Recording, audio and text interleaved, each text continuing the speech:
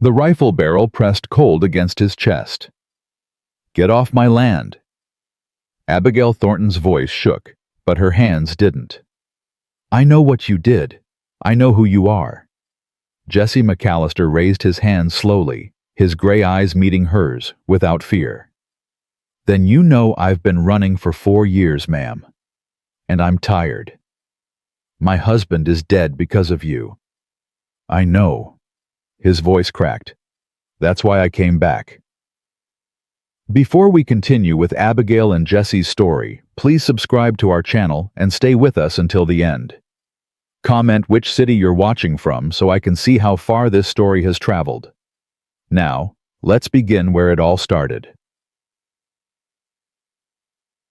The church bell rang clear across Redemption Creek that Sunday morning, calling the faithful and the faithless alike. Abigail Thornton stood on the wooden steps adjusting Sam's collar, for the third time her fingers trembling slightly.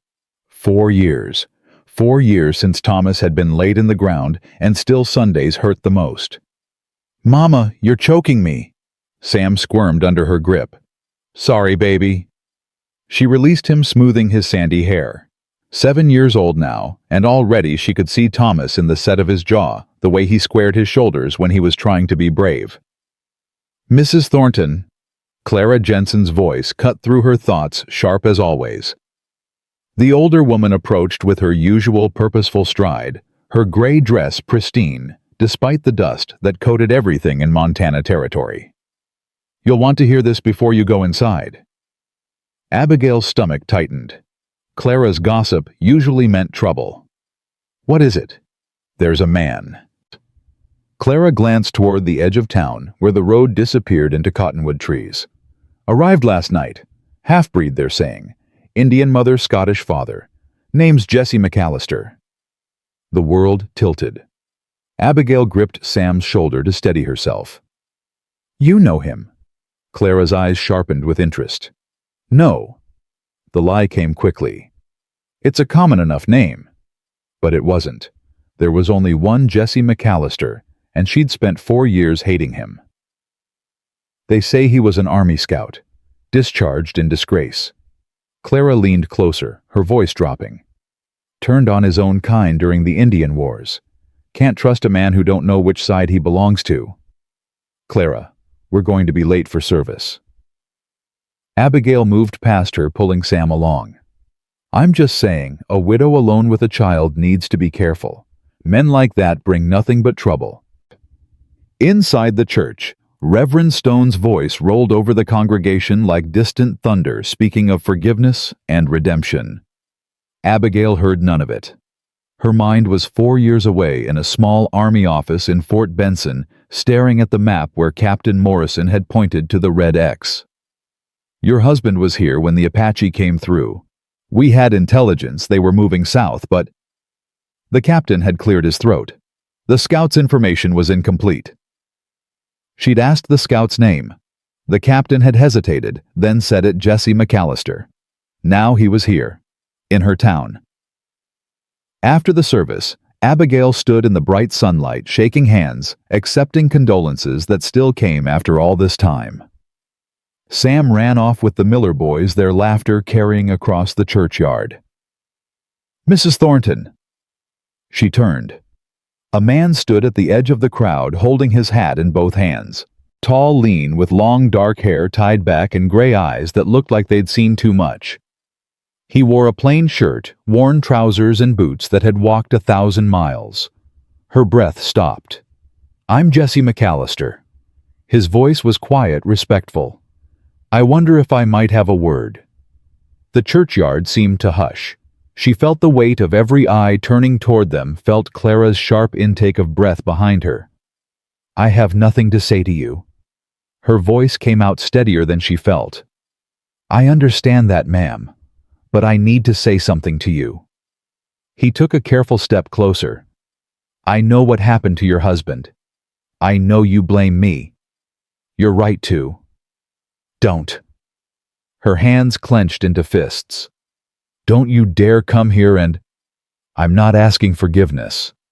He cut her off gently. "I'm asking for work. I heard in town you need help with spring planting. I'm good with horses, strong enough for field work, and I don't drink or gamble. I'll work for room and board in your barn. Nothing else." "You have some nerve." Clara stepped forward, her face red. "Coming to a house of God to prey on a widow?" "I'm not preying on anyone." Jesse's eyes never left Abigail's face. "I'm offering honest work. If she says no, I'll move on. But I had to ask." Abigail stared at him, this man who'd haunted her nightmares. She'd imagined confronting him 1,000 times, screamed at him in her mind, blamed him for every lonely night, every time Sam cried for his papa. And here he stood, asking to fix her fences. "Why?" The word came out harsh. "Why here? Why now?" Something flickered in his eyes. Pain, maybe, or guilt so deep it had worn grooves in his soul. "Because I owe your husband a debt I can never repay. This is all I can offer." "Blood money," she whispered. "Yes, ma'am. That's exactly what it is." Reverend Stone appeared at her elbow, his dark face concerned. "Mrs. Thornton, is everything all right?" She wanted to say no. Wanted to tell Jesse McAllister to get on his horse and ride until he fell off the edge of the earth. Wanted to be the kind of woman who could hate cleanly and completely. But she was also a woman with a 7-year-old son, 160 acres and fields that needed plowing before June if they were going to eat next winter. Her last hired hand had left in February, and no one in town would work for a widow who couldn't pay in coin. "Come to the ranch tomorrow morning," she heard herself say. "Dawn, we'll discuss terms." Clara gasped. Jesse's eyes widened slightly, surprise breaking through his careful composure. "Yes, ma'am. Thank you." "Don't thank me yet." She turned away, calling for Sam.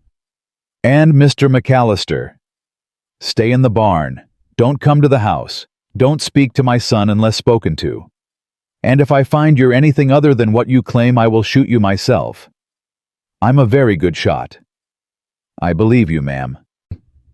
She walked away without looking back, her heart pounding so hard she thought it might crack her ribs. Behind her, she heard Clara's scandalized whisper, "Abigail Thornton, have you lost your mind?" Maybe she had, but madness seemed preferable to another season of watching her land turn to dust while her son grew up without enough to eat. Sam ran up beside her, grabbing her hand. Mama, who was that man? No one important baby. He looked sad. Yes, she thought. He did. 4 years of sad, carved right into his face. The next morning came cold and clear, the sun barely a promise on the eastern horizon, when Abigail heard the sound of hoofbeats. She stood at the kitchen window, coffee cup, warming her hands, watching Jesse McAllister ride up the long path to her house. He sat his horse well, she noticed, against her will. Easy and natural, like he'd been born in the saddle. The horse was a good one too, a sturdy buckskin with intelligent eyes. She set down her coffee and picked up Thomas's rifle from where it leaned against the doorframe. Not to threaten, just to remind, just to keep her hands from shaking. Jesse dismounted at the gate, tied his horse, and walked the rest of the way on foot. Respectful, careful, like approaching a spooked animal. Abigail stepped onto the porch. "Dawn, like you said." He stopped at the bottom of the steps, keeping distance between them. "Thank you for the chance, Mrs. Thornton." "Don't thank me, just listen." She kept her voice hard. "You'll work from sunup to sundown. There's plowing, fence, mending, the barn roof needs patching, and the south pasture irrigation is broken. You'll sleep in the barn. I'll provide meals, but you'll eat outside. You will not enter this house. You will not speak to my son unless it's necessary for work. Is that clear?" "Yes, ma'am." "And Mr. McAllister?" She met his eyes. "I want to know the truth. All of it. What happened the day my husband died?" He flinched, the first real emotion she'd seen crack his careful facade. "Ma'am, I don't care what you think. That's my price. Work and truth. Otherwise, ride out now." Jesse was quiet for a long moment, his jaw working like he was chewing something bitter. Finally, he nodded. "Tonight, after supper, I'll tell you everything." "Good." She turned to go back inside. "Mrs. Thornton." She paused. "For what it's worth, your husband was a brave man. Braver than most I knew." The rifle felt heavy in her hands. "Don't talk about him like you knew him." "I didn't. But I saw what he did that day. How he tried to protect the others. How he put himself between them and—" He stopped. "Tonight. I'll tell you tonight." She went inside and closed the door, leaning against it, her legs suddenly weak. Through the window, she watched him walk to the barn, his shoulders carrying a weight that looked like it might crush him. Sam padded into the kitchen in his nightshirt, rubbing sleep from his eyes. "Is someone here?" "Just the new hired hand. Go get dressed. Breakfast in 10 minutes. "Can I meet him?" "No." "But Mama—" "I said no, Samuel. Now get dressed." Sam's face fell, but he obeyed. As she heard his footsteps on the stairs, Abigail closed her eyes and tried to breathe. She'd invited the man responsible for Thomas's death into her home. What kind of woman did that make her? A desperate one, she thought. Or maybe just one too tired to keep fighting alone. The morning passed with the kind of tense awareness that made her skin prickle. She could hear Jesse working outside, the rhythmic strike of the hammer, the creak of the barn roof as he moved across it, the soft words he spoke to the horses. Sam pressed his face to the window every few minutes until she finally snapped at him to find something useful to do. By noon, she'd made stew and cornbread, more than she and Sam needed. She stood at the stove, ladling portions into bowls, telling herself it was just being practical. The man needed to eat if he was going to work. She carried the food outside on a tray. Jesse was in the barn oiling saddle leather. He looked up when her shadow fell across the doorway. "Thought you might be hungry." She set the tray on a barrel just inside the door. "Thank you, ma'am. Smells wonderful." She turned to leave.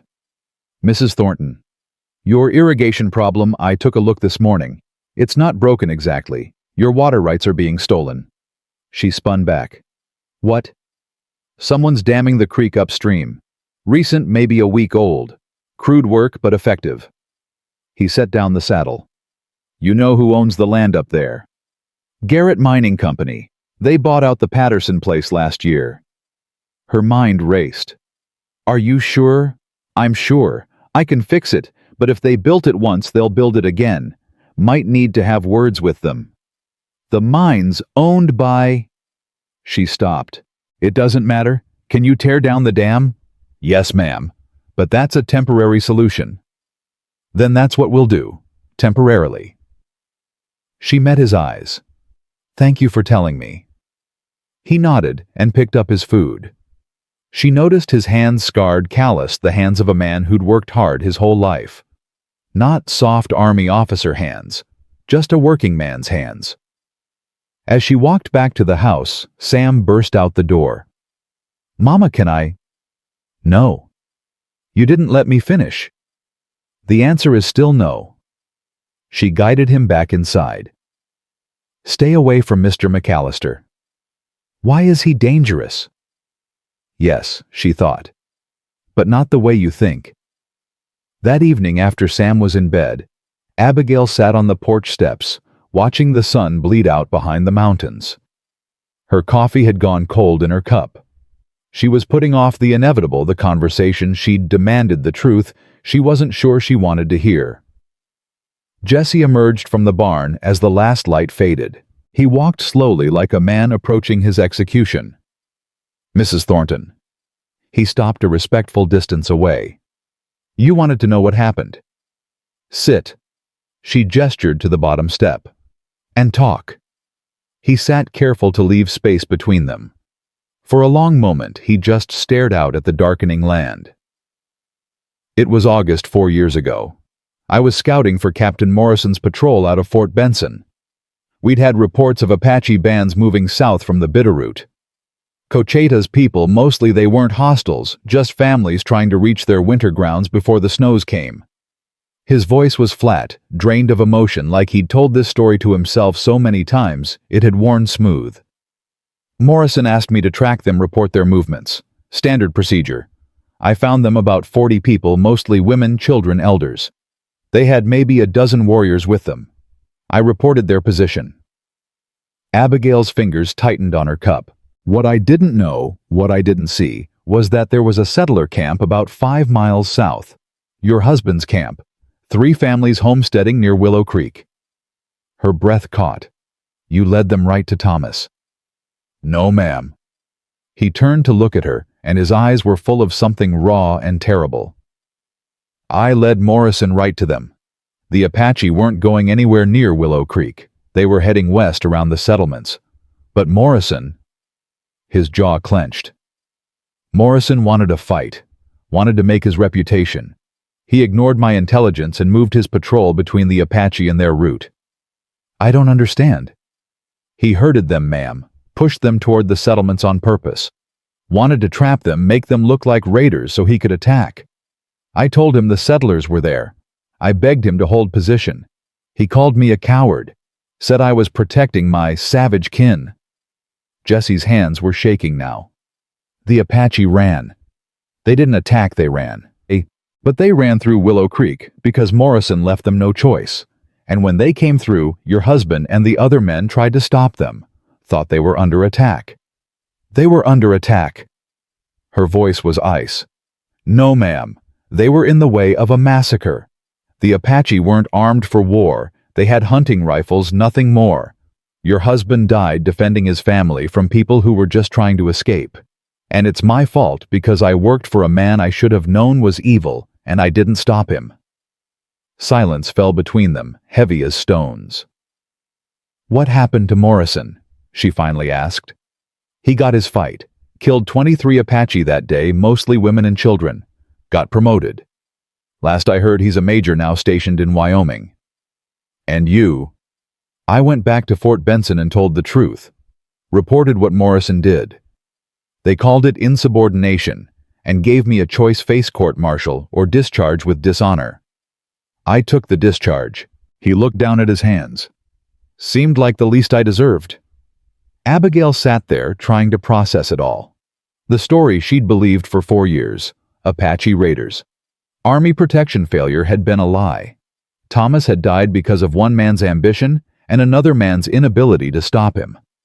You should have stopped him, she whispered. Yes, ma'am.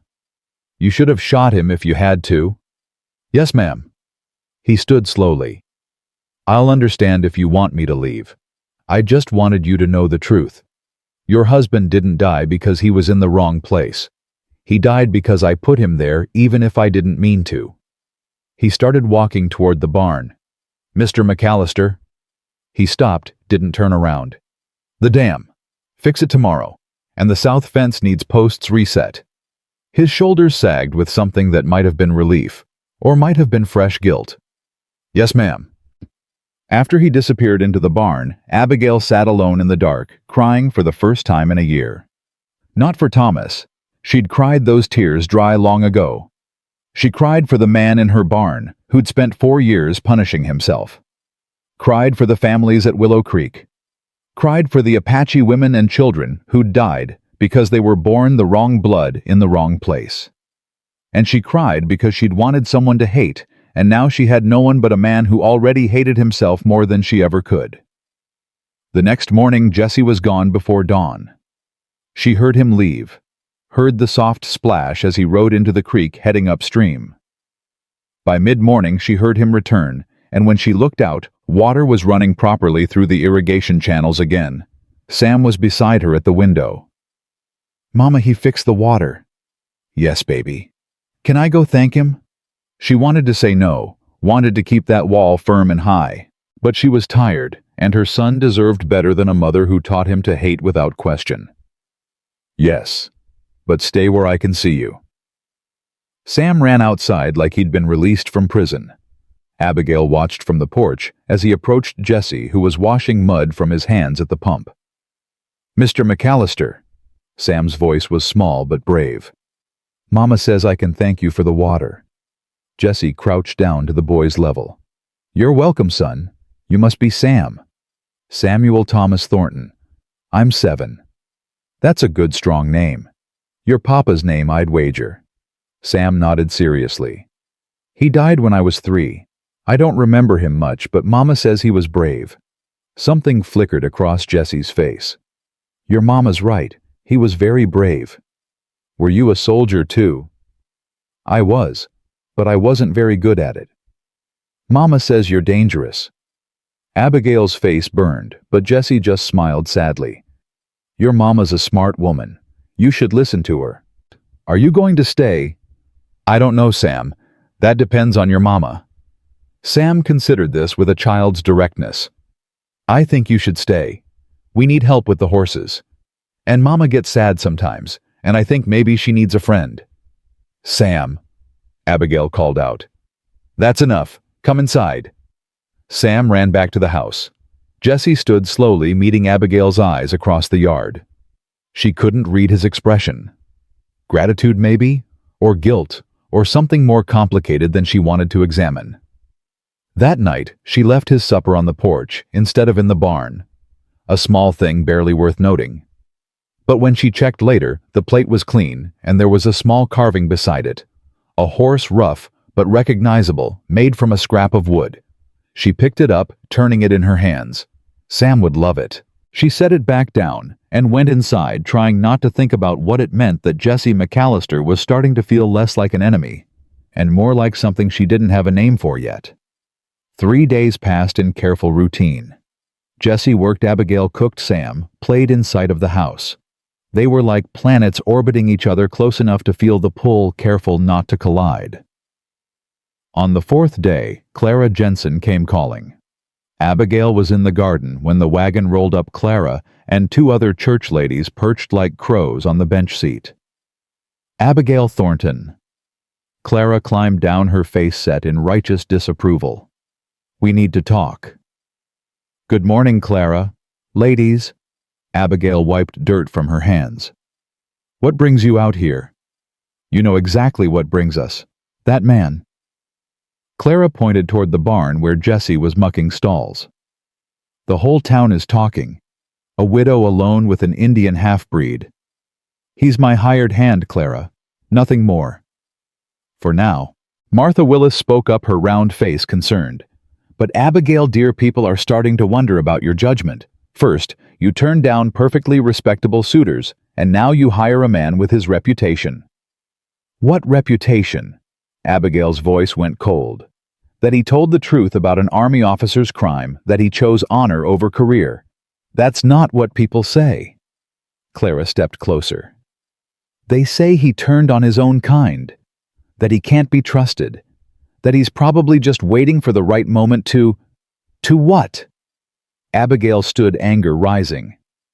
To steal my livestock, burn my house, hurt my son. Is that what you think? Clara? We don't know what to think. Clara's voice rose. But we know that a woman alone is vulnerable, and you're making yourself more vulnerable by trusting someone like him. Someone like him. Abigail repeated slowly. You mean someone whose mother was Cheyenne? Is that what troubles you, Clara? His blood. The women shifted uncomfortably. Don't be absurd, Clara snapped. It's his character we question. His past. His past. Jesse's voice came from behind them. He'd approached silently, work gloves in hand. Would you like me to tell you about it, ma'am? Save you the trouble of guessing. Clara's face flushed red. I don't need to hear anything from you. Clara, that's enough. Reverend Stone's deep voice cut through the tension. He was climbing down from his own wagon, having apparently followed the church ladies. These women are leaving now. Reverend, we're only trying to... I know what you're trying to do. His dark eyes were stern. And it ends now. Mrs. Thornton's business is her own, and unless Mr. McAllister has committed some crime, you'd like to report to the sheriff. You have no call to be here stirring up trouble. But Reverend... Good day, Mrs. Jensen. The women climbed back into their wagon. Clara's face tight with anger. As they rolled away, the Reverend turned to Abigail. "I apologize for that. Fear makes people cruel." "Thank you, Reverend Stone." Abigail's hands were shaking with leftover anger. The Reverend looked at Jesse, his expression thoughtful. "Mr. McAllister, I'd like a word, if you're willing." Jesse glanced at Abigail. She nodded slightly. The Reverend walked with Jesse toward the barn, their voices too low to hear. Abigail went back to her garden, stabbing at the earth with her trowel, trying to work out the anger. Part of her wanted to march into town and tell Clara Jensen exactly what she thought. Part of her wondered if Clara was right, if she was being foolish, trusting too quickly. But mostly she felt tired. Tired of defending herself. Tired of being alone. Tired of being strong. When the Reverend left an hour later, he tipped his hat to Abigail. "That man's soul is wounded, but it's not broken. Give him a chance if you can." "Why do you care, Reverend?" He smiled sadly. "Because I know what it's like to be judged for your blood instead of your character. And because your husband would want you to have help, not be too proud to accept it." After he left, Abigail stood on the porch watching Jesse work. He moved with precision, no wasted motion, like a man who'd learned to be useful wherever he went. That evening, she made extra biscuits and took his plate out herself instead of leaving it on the porch. "Mr. McAllister." He looked up from where he was brushing down the horses. "Ma'am." "Thank you. For earlier. You didn't have to stay quiet while Clara—" "She was protecting you. Can't fault her for that, even if her methods are harsh." Abigail stepped into the barn, the plate warm in her hands. "You spoke to Reverend Stone. He's a good man. Asked about my faith, my intentions. Told me something I needed to hear." "What was that?" "That running from the past just makes you tired. You have to face it sometime." Jesse's eyes met hers. "He also said your husband was his friend. Said Thomas was the kind of man who judged people by their actions, not their birth." "He was." Her throat tightened. "Thomas would have liked you, I think, if circumstances had been different." "I'd have liked to know him, ma'am." She set the plate down on a barrel. "Stop calling me ma'am. It makes me feel like an old woman." A hint of a smile touched his lips. "What should I call you?" "Mrs. Thornton is fine." "Yes, ma'am. Mrs. Thornton." She almost smiled back. Almost. As she turned to leave, Sam's voice called from the house. "Mama, there's a rider coming." Abigail's stomach clenched. Riders after dark rarely brought good news. Jesse was already moving his hand, going to the rifle he kept near the barn door. "Get in the house, Mrs. Thornton. Lock the doors." "It's probably just—" "Please." His voice was urgent. "Get inside." She ran to the house, grabbed Sam, and watched from the window as a single rider approached. The man wore a uniform, army blue sergeant stripes. He rode right up to Jesse, and they spoke for several minutes too far away for her to hear.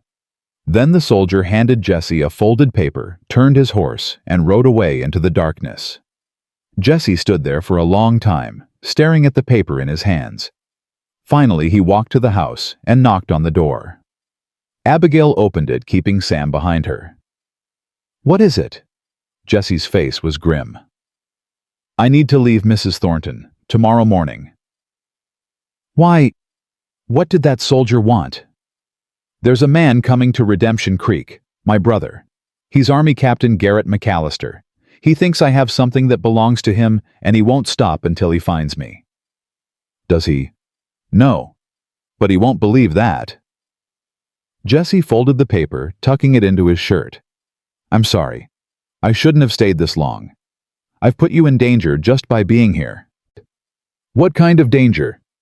"The kind where an army captain can make trouble for anyone he thinks is harboring a deserter, even if I was discharged, not a deserter. Your farm, your son. I won't risk it." Abigail's mind raced. "When will he arrive?" 2 days, maybe 3. "Then you have time to finish the fence line and patch the chicken coop roof." Jesse stared at her. "Mrs. Thornton, I hired you to do a job, Mr. McAllister. I expect you to finish it. If your brother arrives before you're done, we'll deal with it then. You don't understand. Garrett is... I understand that you're not a deserter and you've done nothing wrong, and I'm not going to let you run because some army captain doesn't know the difference between justice and revenge. She lifted her chin. You'll stay until the work is done or until your brother arrives, whichever comes first. Why? His voice was rough. Why would you put yourself in his path? Because Clara Jensen isn't going to tell me how to run my ranch, and neither is your brother. She stepped back. Good night, Mr. McAllister. Dawn comes early. She closed the door before he could argue, her heart hammering.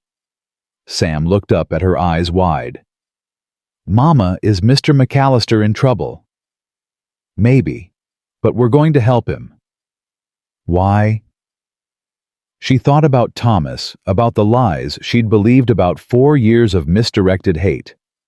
Thought about Jesse's haunted eyes, and the way he worked like every fence post was an apology, every repaired board a prayer for forgiveness. Because sometimes people deserve a second chance, baby, even when the world says they don't. That night, Abigail lay awake, listening to the wind, and wondering what kind of man Garrett McAllister was. Wondering if she'd just made the biggest mistake of her life, or the first really right decision she'd made in years. In the barn, Jesse sat on his bedroll, cleaning his rifle. He'd run from Garrett for 4 years. But something had changed. Something about this place, this woman, this chance to build instead of run it, made him want to stand still. Even if standing still meant facing his brother. Even if it meant risking everything. Tomorrow, he decided. Tomorrow he'd tell Mrs. Thornton the whole truth about why Garrett was hunting him. About the money that went missing after the court-martial. About the accusation of theft that followed him from fort to fort. Tomorrow, he'd give her the chance to throw him off her land before Garrett arrived. But tonight, just for tonight, he let himself imagine what it might be like to stay, to build something instead of running, to be someone other than the man who'd failed everyone who'd ever counted on him. Outside, the Montana stars burned cold and bright, indifferent to the dramas of men. But in the farmhouse and the barn, 2 wounded souls lay awake, both wondering if redemption was something you earned, or something you simply had to accept when it was offered. Dawn would bring answers. Dawn would bring choices. And 2 days behind it, Dawn would bring Captain Garrett McAllister, and all the reckoning that came with him. Dawn came with frost on the ground, and Jesse already working. Abigail watched him from the kitchen window, coffee steaming in her hands, and wondered when she'd started looking for him first thing every morning. It had become habit-checking to make sure he was still there. Still real, still hers to be angry at, or grateful for, or whatever this complicated feeling was that sat heavy in her chest.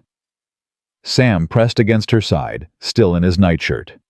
He's fixing the chicken coop. I can see that. Mama, why does his brother want to hurt him? She'd explained it as best she could last night, that sometimes families fought, that Jesse's brother thought Jesse had done something wrong, that it was complicated. Sam had listened with that serious expression he got when he was trying to understand grown-up problems. People don't always see the truth clearly, baby. Sometimes they believe what's easier to believe. Like how you thought Mr. McAllister was bad, but he's actually good. Her throat tightened. Yes, like that. Jesse looked up then, as if he felt their eyes on him. Even across the yard she could see the tension in his shoulders, the way he kept glancing toward the road, waiting, dreading. She set down her coffee. Get dressed, Sam. After breakfast you're going to help me in the garden. Can I help Mr. McAllister instead? No. But Mama, I said no. Her voice came out sharper than she meant. Sam's face fell, and guilt twisted in her stomach. I'm sorry, baby. I need you close today. Please. He nodded and trudged upstairs.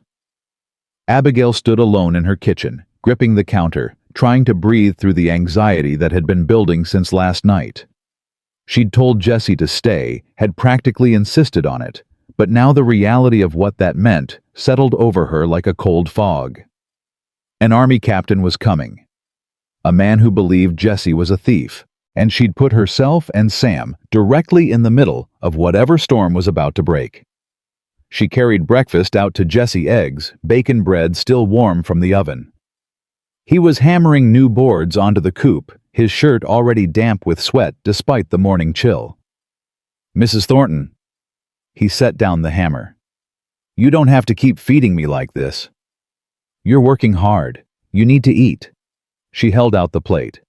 "Besides, I made too much." They both knew that was a lie, but he took the plate with a nod of thanks. She should have turned and walked away, but her feet stayed planted. "Mr. McAllister, last night you said your brother thinks you have something of his. What is it?" Jesse chewed slowly, not meeting her eyes. "Money. $3,000 from the Fort Benson payroll. It went missing the day after my discharge papers came through." Her stomach dropped. "Did you take it?" "No, ma'am." "Then who did?" "I don't know. But I was the convenient suspect, the half-breed scout who'd just been discharged in disgrace. Easy to blame." His jaw worked. "Garrett was stationed at Fort Benson then. He led the investigation, found nothing, but he's never believed I didn't take it. Says I hid it somewhere, and that's why I keep moving, so no one can track me to where I buried it." "That's insane." "Is it?" Jesse finally looked at her. "I had motive, I just lost my career. I had opportunity, I knew the fort layout, and I had means. I was a scout trained to move through territory without being seen. From the outside it makes perfect sense." "But you didn't do it." "No, ma'am, I didn't. But that doesn't matter to Garrett. What matters is that the money disappeared on my watch, and someone has to pay for it.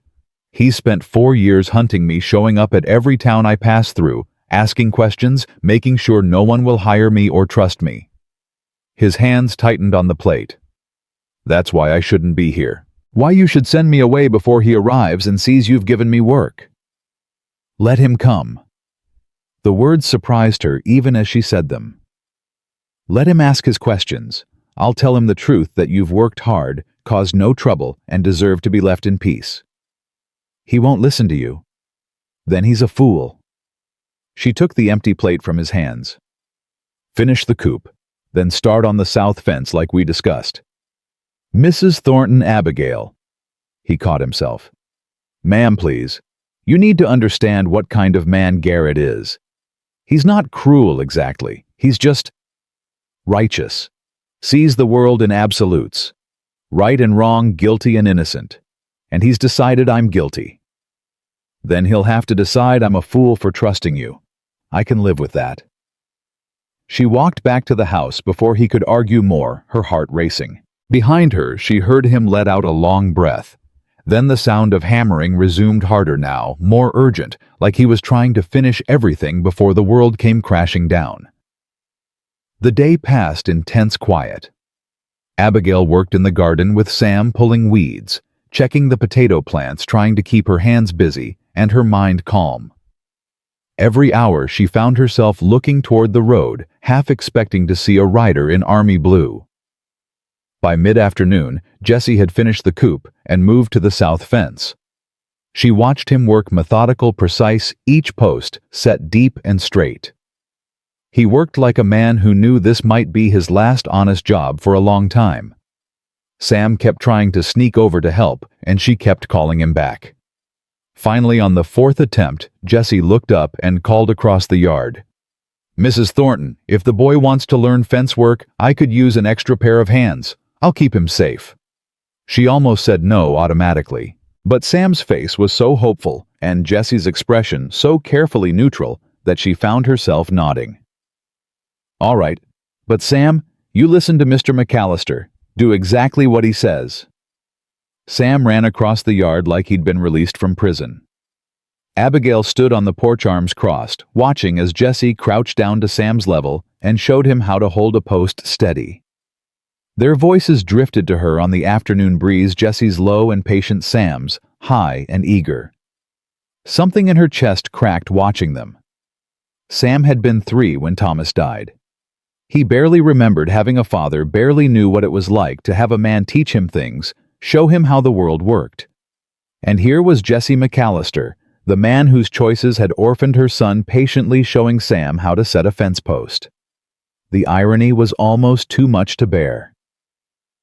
Clara Jensen's wagon appeared on the road just before supper. Abigail saw the dust cloud and her stomach sank. Not today. She couldn't deal with Clara's judgment today, but Clara wasn't alone this time. Sheriff Tom Brennan rode alongside the wagon, his weathered face grave. Abigail walked out to meet them, wiping her hands on her apron. "Sheriff, Clara." "Mrs. Thornton." The sheriff dismounted slowly, his knees creaking. He was in his 60s, a good man, but tired counting the days until he could retire. "I need to have a word with your hired hand." Jesse had already seen them.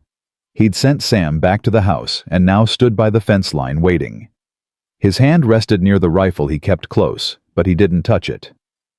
"What's this about, Sheriff?" "Army captain came through town this morning. Name of Garrett McAllister. He's asking questions about Jesse McAllister, says he's wanted for theft." "He's not wanted." Abigail kept her voice steady. "He was discharged, not arrested. There's a difference." "That may be, but the captain's got papers showing an open investigation." The sheriff's eyes were kind but firm. "I need to hear Jesse's side of things." "Then hear it. But you'll do it here on my property where he's been working honest and causing no trouble." Clara made a disgusted sound. "Abigail, for heaven's sake." "This is my land, Clara.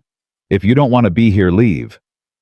The sheriff walked over to Jesse, and Abigail followed, her heart pounding. Up close, she could see Jesse's jaw was tight, his shoulders rigid. "Mr. McAllister." The sheriff's voice was respectful, but cautious. "I need to know about the money that went missing from Fort Benson. Did you take it?" "No, sir." "Do you know who did?" "No, sir." "Where were you the night it disappeared?" "In the barracks, packing my things, getting ready to leave the next morning." "Anyone see you?" Jesse's eyes flickered. "No, sir, I was alone." The sheriff nodded slowly. "Captain McAllister says you've been running for 4 years. Why run if you're innocent?" "Because nobody believes a half-breed scout who just got discharged." Jesse's voice was flat. "Because everywhere I went, Garrett showed up a week later and poisoned every well. Because I got tired of defending myself to people who'd already made up their minds." "That's convenient," Clara spoke up. "No witnesses, no proof, just your word against an army captain's." Clara shut up. Abigail's voice was steel. "Sheriff, has Captain McAllister actually filed charges? Are there warrants?" "No, ma'am. Just an open investigation. No formal charges."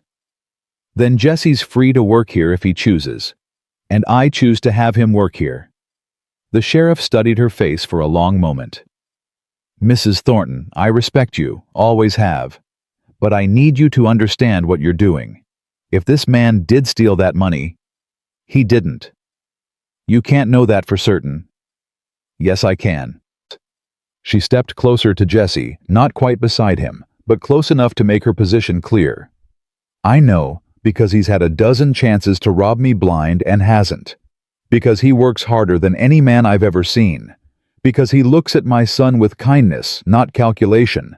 And because I'm not a fool sheriff no matter what Clara thinks." The sheriff sighed. "Garrett McAllister will be here tomorrow.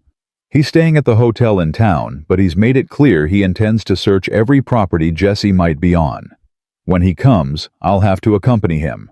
That's the law." "Then we'll see him tomorrow." Abigail's voice didn't waver. "But until there are actual charges, Jesse stays." Clara opened her mouth, but the sheriff held up a hand. "Enough. Mrs. Thornton's made her choice. Let's go." As they climbed back into the wagon, Clara's parting words drifted back. "Don't say we didn't warn you."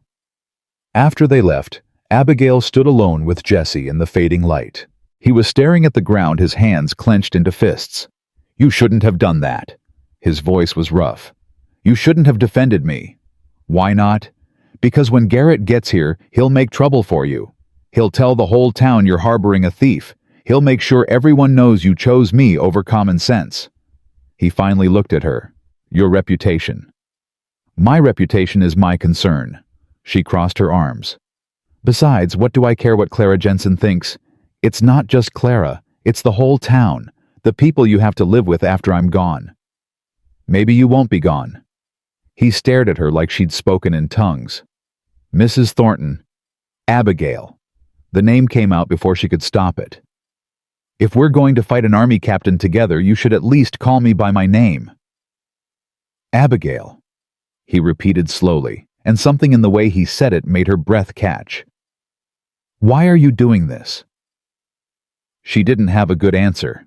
Didn't know how to explain that somewhere between hating him and feeding him and watching him teach her son to set fence posts, something had shifted. That the man she'd blamed for 4 years had become the man she looked for every morning. That his guilt and grief and desperate need for redemption had somehow mirrored her own. "Because I'm tired of being afraid," she finally said. "And I'm tired of letting other people tell me what I should think or feel or do. And because—" She hesitated. "Because I think you're a good man who made a mistake, and good men deserve second chances." Jesse's eyes were bright, almost wet in the dying light. "I don't deserve you standing up for me." "That's not your decision to make." They stood there in the twilight, the Montana sky bleeding orange and purple above them, and for a moment, Abigail let herself imagine what it would be like if this was simple. If Jesse was just a hired hand, if there was no dead husband between them, no missing money, no vengeful brother riding closer with every passing hour. If they were just two people trying to make a life work. "Come have supper," she said finally. "At the table, with Sam and me." "Mrs. Thorne, Abigail, I shouldn't—" "I'm asking you to, please." He followed her to the house like a man walking to his execution. Sam's eyes went wide when Jesse stepped through the door, but the boy was smart enough not to make a fuss. They sat at the small kitchen table, Abigail at one end, Sam on the side, Jesse across from him, and ate stew and cornbread in awkward silence. "Mr. McAllister," Sam said finally, "did you really steal money from the army?" "Sam?" Abigail's voice was sharp, but Jesse held up a hand. "It's all right." He looked at Sam directly. "No, I didn't, but a lot of people think I did. That's why my brother is coming here to try to prove I'm guilty." "What if he can't prove it? Then I'm still free, but he'll keep trying. He won't stop until he finds the truth or decides to give up." "Will he give up?" Jesse's smile was sad. "No, Garrett doesn't give up." After supper, Jesse helped clear the dishes despite Abigail's protests. Sam was sent to bed, though she could hear him moving around upstairs, clearly trying to listen. She stood at the sink washing plates while Jesse dried them, a domestic scene so normal it hurt. "Tell me about your brother," she said quietly. "What's he really like?" Jesse was quiet for a moment. "He's 3 years younger than me. Joined the army right after our father died, wanted to make something of himself. He's brilliant, could have been a general someday, but he's rigid, sees rules as sacred. When I got discharged, it shamed him, made him look bad by association." "That's not your fault." "Isn't it? I knew what Morrison was, knew what he was planning to do. I could have refused the assignment, could have reported him before the patrol went out. But I didn't, because I was a coward, and people died because of it." "You reported him after?" "After." The word was bitter. "After your husband was dead. After 23 Apache were massacred. After it was too late to matter." Abigail set down the plate she'd been washing. "Jesse, look at me." He did reluctantly. "You made a mistake, a terrible mistake. But you didn't kill those people. Morrison did. And punishing yourself for the rest of your life won't bring them back." "I know that. But it's all I can do." "No, it's not." She dried her hands on a towel. "You can live. You can build something good. You can help people instead of running from them. That's real redemption, not this endless penance you've been paying." "Your husband?" "My husband would want me to move forward, not stay frozen in grief. Her voice cracked slightly. He'd want Sam to have a good man in his life. He'd want this ranch to thrive. And he'd want me to... She couldn't finish. Couldn't say what Thomas would want for her heart, for her loneliness, for the way she'd started to look at Jesse McAllister when he wasn't watching. Jesse stepped closer, his voice low. What would he want for you, Abigail? To be happy. The words came out as a whisper. I think he'd want me to be happy again. They stood there in her small kitchen, close enough that she could smell the honest sweat on him, could see the flecks of gray in his dark hair, could feel the warmth radiating from his body. She should step back, should maintain the distance she'd so carefully constructed. Instead, she reached out and touched his hand. His fingers closed around hers, rough, calloused, warm, and for just a moment they stood there holding on like two people drowning. Then a horse whinnied outside, sharp and alarmed. Jesse pulled away his hand, going to the rifle he'd left by the door. Someone's here. Abigail's heart hammered. It's too soon. Garrett's not supposed to arrive until tomorrow. Maybe he rode through the night. Jesse moved to the window, peering out into the darkness. 3 riders, army uniforms. Stay here. Abigail grabbed Thomas's rifle from its place above the door. This is my house. I'll handle it. Abigail. Stay with Sam. If something happens, take him and go out the back. There's a root cellar behind the barn. Hide there. I'm not leaving you to face Garrett alone. Yes, you are. She met his eyes. Because if he sees you, he'll arrest you on the spot whether he has legal grounds or not. Let me talk to him first. Before Jesse could argue, she stepped onto the porch, rifle in her hands, trying to look braver than she felt. The 3 riders pulled up at her gate.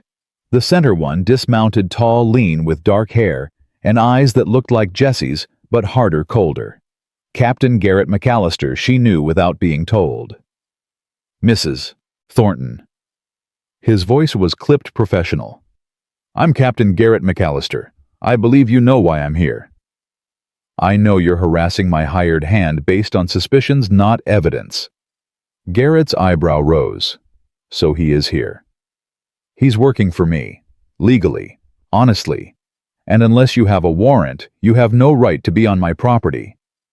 I have the right to investigate a crime. What crime? According to Sheriff Brennan, no charges have been filed. Garrett stepped closer to the gate, his hand resting on the pistol at his hip, not threatening, just present. Ma'am, I understand my brother can be charming, but he's dangerous. He's a thief and a liar, and you're putting yourself and your son at risk by sheltering him. Your brother is none of those things. He's a man who made a difficult choice to tell the truth, and you've spent 4 years punishing him for it. Is that what he told you? Garrett's voice hardened. Did he tell you about the money? About the men who couldn't be paid because of what he stole? About the families that went hungry? He didn't steal anything. You don't know that. Yes, I do. Abigail lifted her chin. Because I've had him on my property for a week. He's had access to my house, my belongings, my son. And he's taken nothing but the wages I owe him. That's because he's smart, playing the long game, gaining your trust before what? Her voice rose. Before he robs me blind and disappears. Captain McAllister, your brother has spent 4 years running from you. If he wanted to steal, he could have done it 100 times over. But he hasn't, because he's not a thief. Garrett's jaw tightened. Mrs. Thornton, I appreciate that you want to believe the best in people. But you're being naive. Jesse is manipulating you. I'm not naive, and I'm not being manipulated. She took a step forward. I'm a widow who's been running this ranch alone for 4 years. I've dealt with drought, with men who think I'm easy prey, with neighbors who think I should sell out and move to town. I've learned to read people, Captain, and your brother is not what you think he is. Then what is he? He's a man carrying guilt for things that weren't entirely his fault. A man who told the truth when it cost him everything. A man trying to earn redemption one fence post at a time. She paused. And he's a man whose brother should be standing beside him instead of hunting him like an animal. Garrett's face went pale with anger. You know nothing about our family, about what he's cost us. I know he's your brother. Isn't that enough?" For a moment something flickered in Garrett's eyes, pain maybe, or regret, but it hardened quickly. "Where is he?" "Not here." "You're lying." "Prove it. Get your warrant, bring the sheriff, search every inch of my property. But until you do, get off my land." Garrett stared at her for a long moment, his hand still on his pistol. Behind him, the two soldiers shifted uncomfortably. Finally, he mounted his horse. "I'll be back tomorrow, with the sheriff, and Mrs. Thornton." His voice was cold. "When I prove Jesse's guilt, you'll be charged as an accomplice for harboring him. Think about your son before you make your final decision." They rode away into the darkness, and Abigail stood there shaking her rifle, suddenly too heavy in her hands. The door opened behind her, and Jesse stepped out. "You lied for me." His voice was stunned. "Yes. He'll come back. He'll search the property, and when he finds me, he'll arrest you too." "Let him try." She turned to face Jesse. "I meant what I said. You're not a thief. And I'm not going to let your brother destroy you because he's too proud to admit he's wrong." Jesse looked at her like she was something miraculous and terrifying. "Abigail, you could lose everything. Your ranch, your son." "I've already lost everything once." Her voice broke. "I'm not afraid of losing it again, but I am afraid of losing the chance to do something right, to stand up for someone who deserves it, to be brave instead of just surviving." He reached out his hand, cupping her face gently. "You're the bravest person I've ever met." "I'm terrified." "That's what makes it brave." They stood there in the darkness, his hand warm against her cheek, her heart racing with fear and something else she wasn't ready to name. Then Sam's voice called from upstairs, "Mama!" And the moment broke. Jesse stepped back. "I should go. Tonight. Before Garrett comes back." "No. Abigail." "No." Her voice was firm. "You stay. We face this together, and tomorrow when Garrett comes back, we'll show him the truth." "What truth?" "That you're innocent. That you've been paying for someone else's crime." She took his hand. "And if we can't prove that, then we'll at least prove that you're not alone anymore." Jesse's throat worked, his eyes bright with unshed tears. "I don't deserve you. Stop saying that. You deserve kindness. You deserve a home. You deserve—" She couldn't finish, but he understood. She saw it in his eyes, the knowledge that something had changed between them, something that couldn't be unchanged, no matter what tomorrow brought. "Get some rest," she said finally. "Tomorrow's going to be a long day." He nodded and walked back to the barn, his shoulders squared like a man preparing for battle. Abigail watched him go, then went inside to comfort Sam, who'd heard everything and was scared. That night she lay awake listening to the wind, thinking about Jesse in the barn, about Garrett in town, about the confrontation that was coming with the dawn. She'd chosen her side, made her stand. Now she had to live with the consequences, whatever they might be. Morning came too fast and too slow at the same time. Abigail had maybe slept 2 hours, her mind spinning through scenarios, arguments, ways to protect Jesse from what was coming. When she finally gave up and went downstairs, she found him already at the kitchen table, a cup of coffee cooling in his hands. "You came inside." Her voice was hoarse from exhaustion. "Couldn't sleep in the barn. Kept thinking about Garrett showing up and you facing him alone." He looked up at her, and the rawness in his eyes made her chest ache. "Figured if I'm going to put you in danger, least I can do is be here when it arrives." She poured herself coffee and sat across from him. The sky outside was just starting to lighten, painting everything in shades of gray. They had maybe an hour before Garrett returned with the sheriff. "Tell me about the day the money disappeared," she said. "Every detail you remember." Jesse rubbed his face. "I'd been discharged 2 days before, was living in the barracks still packing my things. The payroll came in on a Wednesday, always came on Wednesdays back then. $3,000 in cash locked in the commandant's office safe. Who had the combination? Commandant Hayes, his second Captain Morrison, and the Quartermaster Lieutenant Ford. Jesse's jaw tightened at Morrison's name. The money was there at evening inspection. By morning roll call it was gone. Safe wasn't forced open. Someone used the combination. And they blamed you. I was convenient, the half-breed who'd just gotten kicked out for insubordination. Morrison pushed the investigation hard, convinced everyone I'd stolen it as revenge. His hands clenched around the coffee cup. Garrett led the search, tore through my belongings, questioned everyone I'd ever spoken to, found nothing because there was nothing to find. But he never stopped believing you did it. No, because 3 days after I left Fort Benson, I got word that someone saw me in town the night the money disappeared. A witness who swore they saw me near the commandant's office after lights out. Abigail's breath caught. But you said you were in the barracks. I was. Alone. No one to verify it. Jesse met her eyes. The witness was lying, but I couldn't prove it. And Garrett believed them because he wanted to believe I was guilty. Made it easier than accepting his brother might actually be innocent and the army might have gotten it wrong. Who was the witness? A private named Daniels. Young kid, barely 18. He recanted the story 6 months later, said Morrison had pressured him into it. But by then the damage was done. Garrett had already decided I was guilty, and nothing was going to change his mind. Abigail stood and paced to the window.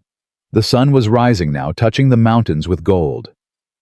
So Morrison made you the scapegoat? Ma'am. Morrison or someone else who had access to that safe. Maybe Hayes, maybe Ford. Someone who knew I'd be blamed because I was already disgraced.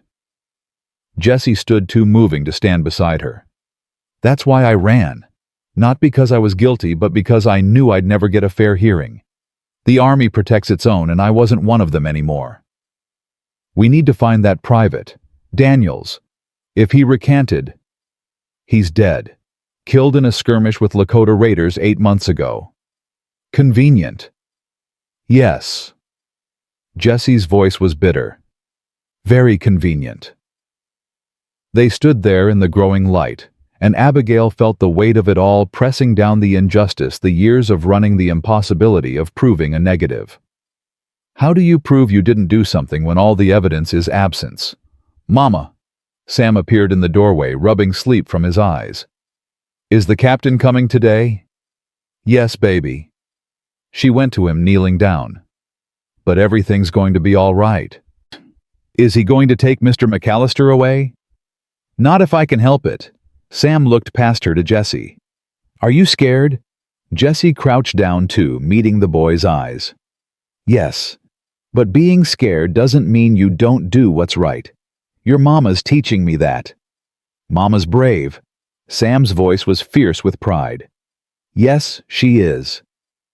Jesse's eyes found Abigail's. Bravest person I know. The sound of horses interrupted the moment. Abigail's stomach dropped. She stood quickly, pulled Sam close. Go upstairs. Stay in your room no matter what you hear. But Mama. Now, Samuel.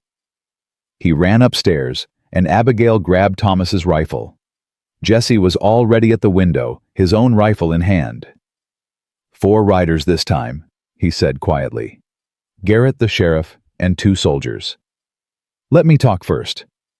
Abigail, if this goes bad, it won't. If it does, promise me you'll tell them I forced you, that I threatened Sam, that you were afraid. I won't lie. Promise me. His voice was urgent. Don't let Garrett destroy you because of me. She wanted to argue, but there was no time. The riders were at the gate. She stepped onto the porch, Jesse behind her, and watched Garrett McAllister dismount with cold precision. Sheriff Brennan looked uncomfortable. Mrs. Thornton, I'm sorry about this, but Captain McAllister has convinced a judge to issue a search warrant. On what grounds? Garrett stepped forward, holding a folded paper. On the grounds that my brother is a fugitive from justice, and you've been harboring him.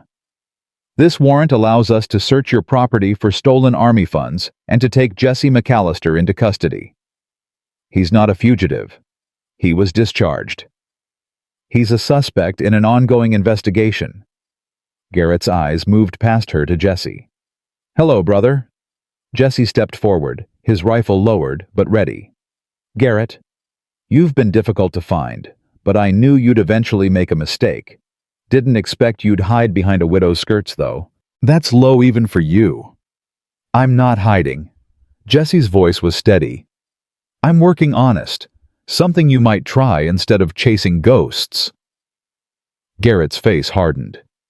You stole $3,000 from the United States Army. Money meant to pay soldiers who risk their lives every day. And you've been running for 4 years because you're guilty. I've been running because you won't accept the truth. The truth? Garrett laughed, sharp and bitter.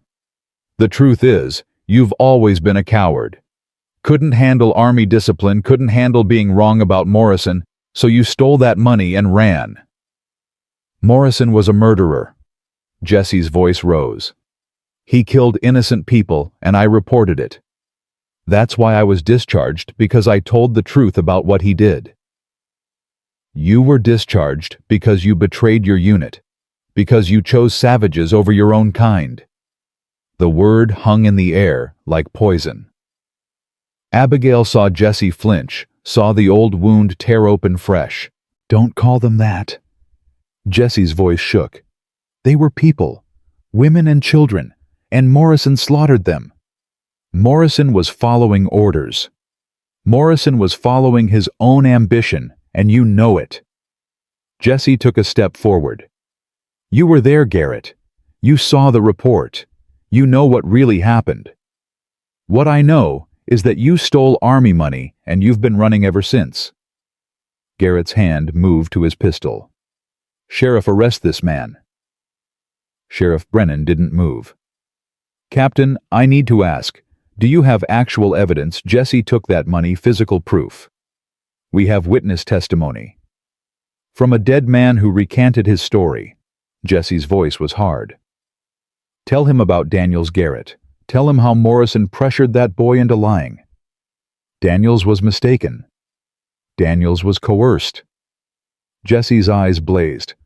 And you know it. You've always known it. But admitting that would mean admitting you've spent 4 years hunting an innocent man. Garrett's face went white with rage. You're not innocent. Prove it. Abigail stepped between them. If you're so certain Jesse's guilty, prove it. Show us evidence. Real evidence, not the word of a dead private who recanted his testimony. Mrs. Thornton, step aside. No. She raised her rifle slightly. This is my property. You want to search it, fine. Search every inch. But you're not taking Jesse anywhere without proof. I have a warrant. Your warrant says you can search for stolen funds. Go ahead. Search. But unless you find something, he stays here. Garrett stared at her, his jaw working. Finally, he turned to his soldiers. Search the barn, the house. Tear this place apart if you have to. Find that money. The next hour was agony. Soldiers ransacked the barn, pulling apart hay bales, checking floorboards, searching every corner. Inside the house, they overturned furniture. Emptied drawers looked under beds. Sam cried upstairs, scared by the rough hands going through his room. Abigail stood on the porch with Jesse, both of them watching in silence as their lives were torn apart. They found nothing. Garrett's face grew darker with every empty-handed report. He stood in the middle of the yard, fists clenched, staring at Jesse with something close to hatred. It's not here. The sheriff's voice was gentle. Captain, there's no money, no evidence. I can't make an arrest. He's hidden it somewhere else. Garrett's voice was desperate now. He's had 4 years to bury it, move it. Or he never took it in the first place. Sheriff Brennan met Garrett's eyes. I'm sorry, Captain, but unless you can provide real evidence, I can't help you. This is not over. Garrett turned to Jesse. I will prove you're guilty. I will hunt you to the ends of the earth if I have to. You're a thief and a liar, and everyone will know it. Why? Jesse's voice cracked. Why can't you just accept that maybe, Just maybe I'm telling the truth that someone else took that money and let me take the blame. Because you're my brother." The words came out like they'd been torn from Garrett's chest. "And I trusted you. I looked up to you my whole life.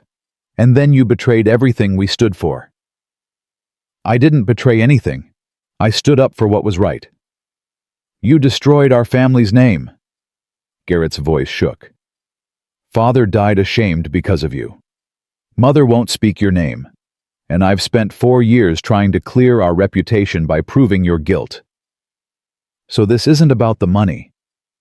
Jesse's face showed understanding, painful and clear. "It's about pride. About not being able to admit that maybe your brother was right and the army was wrong." "The army is never wrong. The army is made of men, Garrett. And men make mistakes. Morrison made a mistake. The commanders who protected him made a mistake. And you're making a mistake right now by choosing your pride over your brother." Garrett's hand went to his pistol.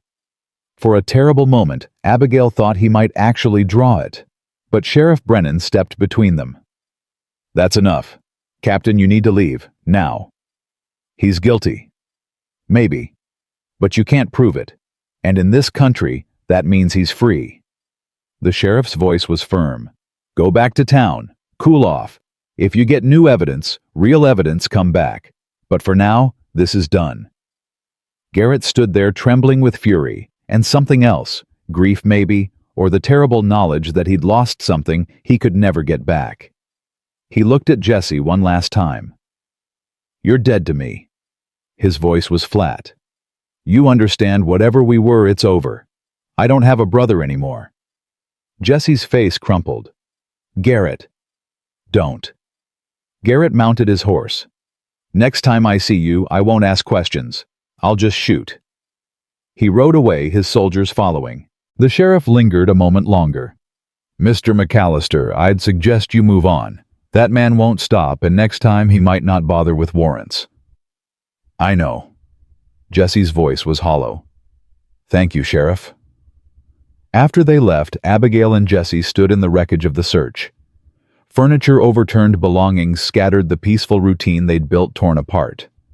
Sam appeared in the doorway, his face streaked with tears. "Mama, they broke my toy horse." Abigail went to him, pulling him close. "We'll fix it, baby. We'll fix everything." But as she held her son and looked at Jesse standing alone in the yard, his shoulders bowed under the weight of his brother's rejection, she wondered if some things were too broken to fix. Jesse started toward the barn, moving like an old man. "Where are you going?" she called. "To pack. Sheriff's right. I need to leave before Garrett comes back and someone gets hurt." "No." He turned, his eyes red. "Abigail, you heard him. He'll kill me next time. And he'll destroy you for helping me. Let him try." She released Sam, telling him to go inside, then walked to Jesse. "You're not running anymore. I won't let you." "You can't stop me." "Yes, I can." She grabbed his arm. "Because if you run now, Garrett wins. He gets to believe you're guilty, gets to believe he was right, and you spend the rest of your life proving him right by acting like a guilty man. What choice do I have?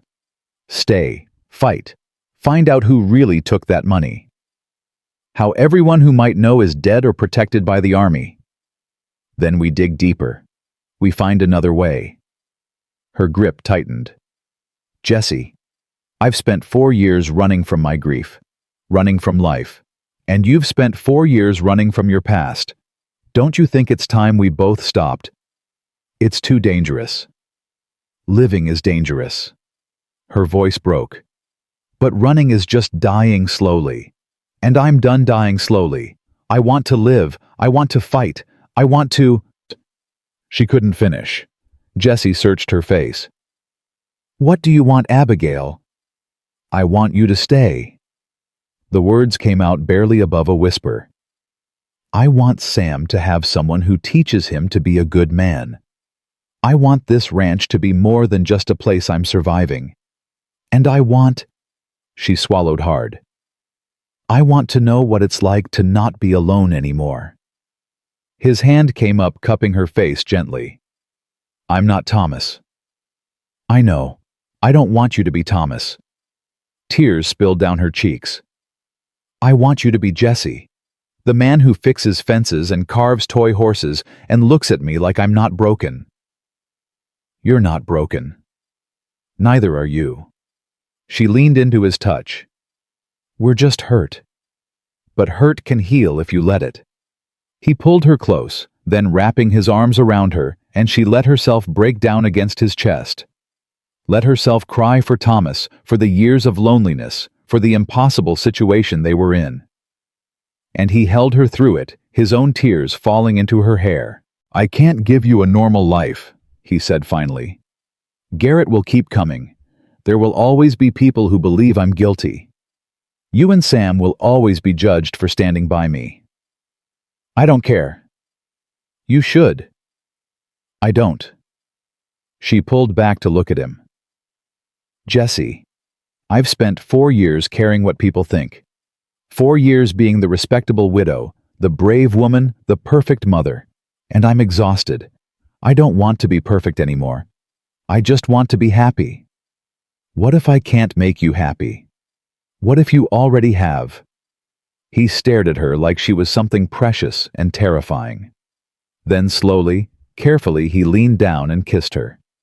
It was gentle, tentative.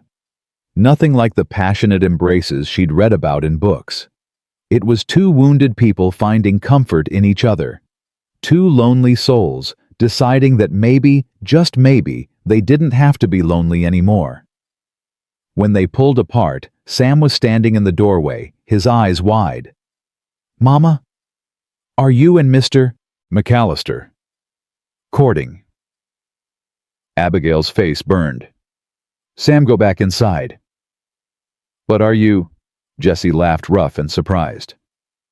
I don't know, son. Are we? Abigail looked at him, this complicated, guilt-ridden, impossibly gentle man who'd walked into her life carrying all his sins on his shoulders. This man who her son adored, who fixed her fences, who made her feel alive for the first time in years. Yes, she said finally. I think we are. Sam whooped and ran back inside. Jesse pulled her close again, his forehead resting against hers. Your husband would want me to be happy. She said it firmly, believing it. Thomas was a good man. He'd want Sam to have a father figure. He'd want this ranch to thrive. And he'd want me to live, not just survive. I'll spend every day trying to be worthy of that. You already are.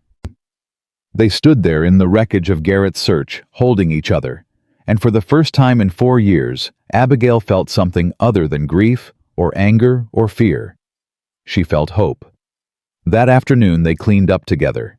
Jesse righted the furniture while Abigail gathered scattered belongings. Sam helped chattering about how when he grew up, he wanted to be a rancher like Mr. McAllister. The casual way he'd adopted Jesse as part of their lives made Abigail's heart ache with love and fear in equal measure. What if this didn't work? What if Garrett came back with real evidence? What if Jesse's past caught up with them in ways they couldn't fight? But then Jesse would catch her eye across the room and smile, that small tentative smile that said he was thinking the same things, but choosing hope anyway, and she'd remember why she was doing this. Because sometimes you had to jump without knowing if there was ground beneath you. That evening, Reverend Stone appeared at her door. His face was grave. Mrs. Thornton, Mr. McAllister, I thought you should know Captain McAllister was at the saloon this afternoon, drinking, talking, making it very clear that he believes Jesse is guilty and that you, Mrs. Thornton, are either a fool or an accomplice. Abigail's jaw tightened. Let him talk. It's more than talk. He's convincing people. Clara Jensen is already organizing the church ladies to, I believe the term she used was, intervene for your own good. Meaning what? Meaning they plan to petition the territorial judge to review your fitness as a mother, to determine if Sam should be removed from your care for his own safety. The words hit like a physical blow. Abigail grabbed the doorframe to steady herself. They can't do that. They can try, and with an army captain backing their claims. Reverend Stone's face was sympathetic. I'm sorry. I argued against it, but Clara has a lot of influence with the ladies, and fear is a powerful motivator. Jesse's voice was hollow. This is my fault. No! Abigail's voice was fierce. This is Garrett's fault. And Clara's. And every person who's too scared or too prejudiced to see the truth. Mrs. Thornton, I'm on your side. The Reverend looked at Jesse. Both of you. But you need to understand what you're up against. This isn't just about stolen money anymore. This is about a community deciding if you're fit to be part of it. Then the community can go to hell. Abigail surprised herself with the vehemence. Sam is my son. Jesse is staying. And if people don't like it, they can stay off my property. After the Reverend left, Jesse paced the kitchen like a caged animal. I have to leave. If I go, they'll leave you alone. They'll let you keep Sam. If you go, they win. Garrett wins. And I lose. She couldn't finish. You lose what? You. The word came out broken. I lose you. And I just found you. He crossed to her, taking her hands. Abigail, Sam is more important than... Don't you dare finish that sentence. Her voice shook. Don't you dare tell me I have to choose between my son and you, because I won't. I'll fight for both of you. How? I don't know yet, but I'll figure it out. She squeezed his hands. We'll figure it out. Together. That night, as Sam slept upstairs and Jesse sat by the fire, Abigail made a decision. She went to her bedroom, opened the trunk at the foot of her bed, and pulled out the small wooden box she kept hidden there. Inside were letters. Letters Thomas had written to her during their courtship during the first years of their marriage. She read through them slowly, tears streaming down her face. Thomas had been a good man, a kind man, and in his last letter, written a week before he died, he'd made her promise something. If anything happens to me, don't let grief make you small. Live big. Love hard. Give Sam a life full of joy, not just memories of sadness. Promise me, Abby. Promise you'll be happy again. She'd forgotten that promise in the years of grief and survival. But now, holding that letter, she remembered. She went back downstairs. Jesse looked up as she entered the firelight, casting shadows across his face. I need to tell you something. She sat beside him. After Thomas died, I made a promise to never let another man into my life, to focus only on Sam and the ranch, to be the strong widow who didn't need anyone. Abigail, let me finish. She took a breath. I kept that promise for 4 years, and it made me hard, made me cold, made me forget what it felt like to be alive. She met his eyes. But then you came, and you reminded me that being strong doesn't mean being alone, that healing doesn't mean forgetting, and that maybe Thomas's death doesn't have to mean the death of my heart too. Jesse's eyes were bright with tears. I don't deserve... Stop. She touched his face. Stop saying you don't deserve good things. You've spent 4 years punishing yourself. Maybe it's time to forgive yourself instead. I don't know how. Then let me help you learn. She leaned forward, kissing him softly. Stay. Fight with me. Build something with me. Be a father to Sam. Be... She swallowed. Be mine. His arms came around her, pulling her close. I'm already yours. I think I have been since the moment you pointed that rifle at me and told me to stay in the barn. She laughed through her tears. I was terrified of you. I was terrified of you too. Still am sometimes. Good. She settled against his chest, listening to his heartbeat. Fear means it matters. And this matters, Jesse. You matter. They sat there by the fire, long into the night, holding each other, making silent promises, and preparing for the battles they knew were coming. Because this wasn't over. Garrett would return. Clara would push her petition. The town would judge them. But for tonight, in this moment, they had each other, and sometimes that was enough. The summons came 3 days later, delivered by a nervous deputy who wouldn't meet Abigail's eyes.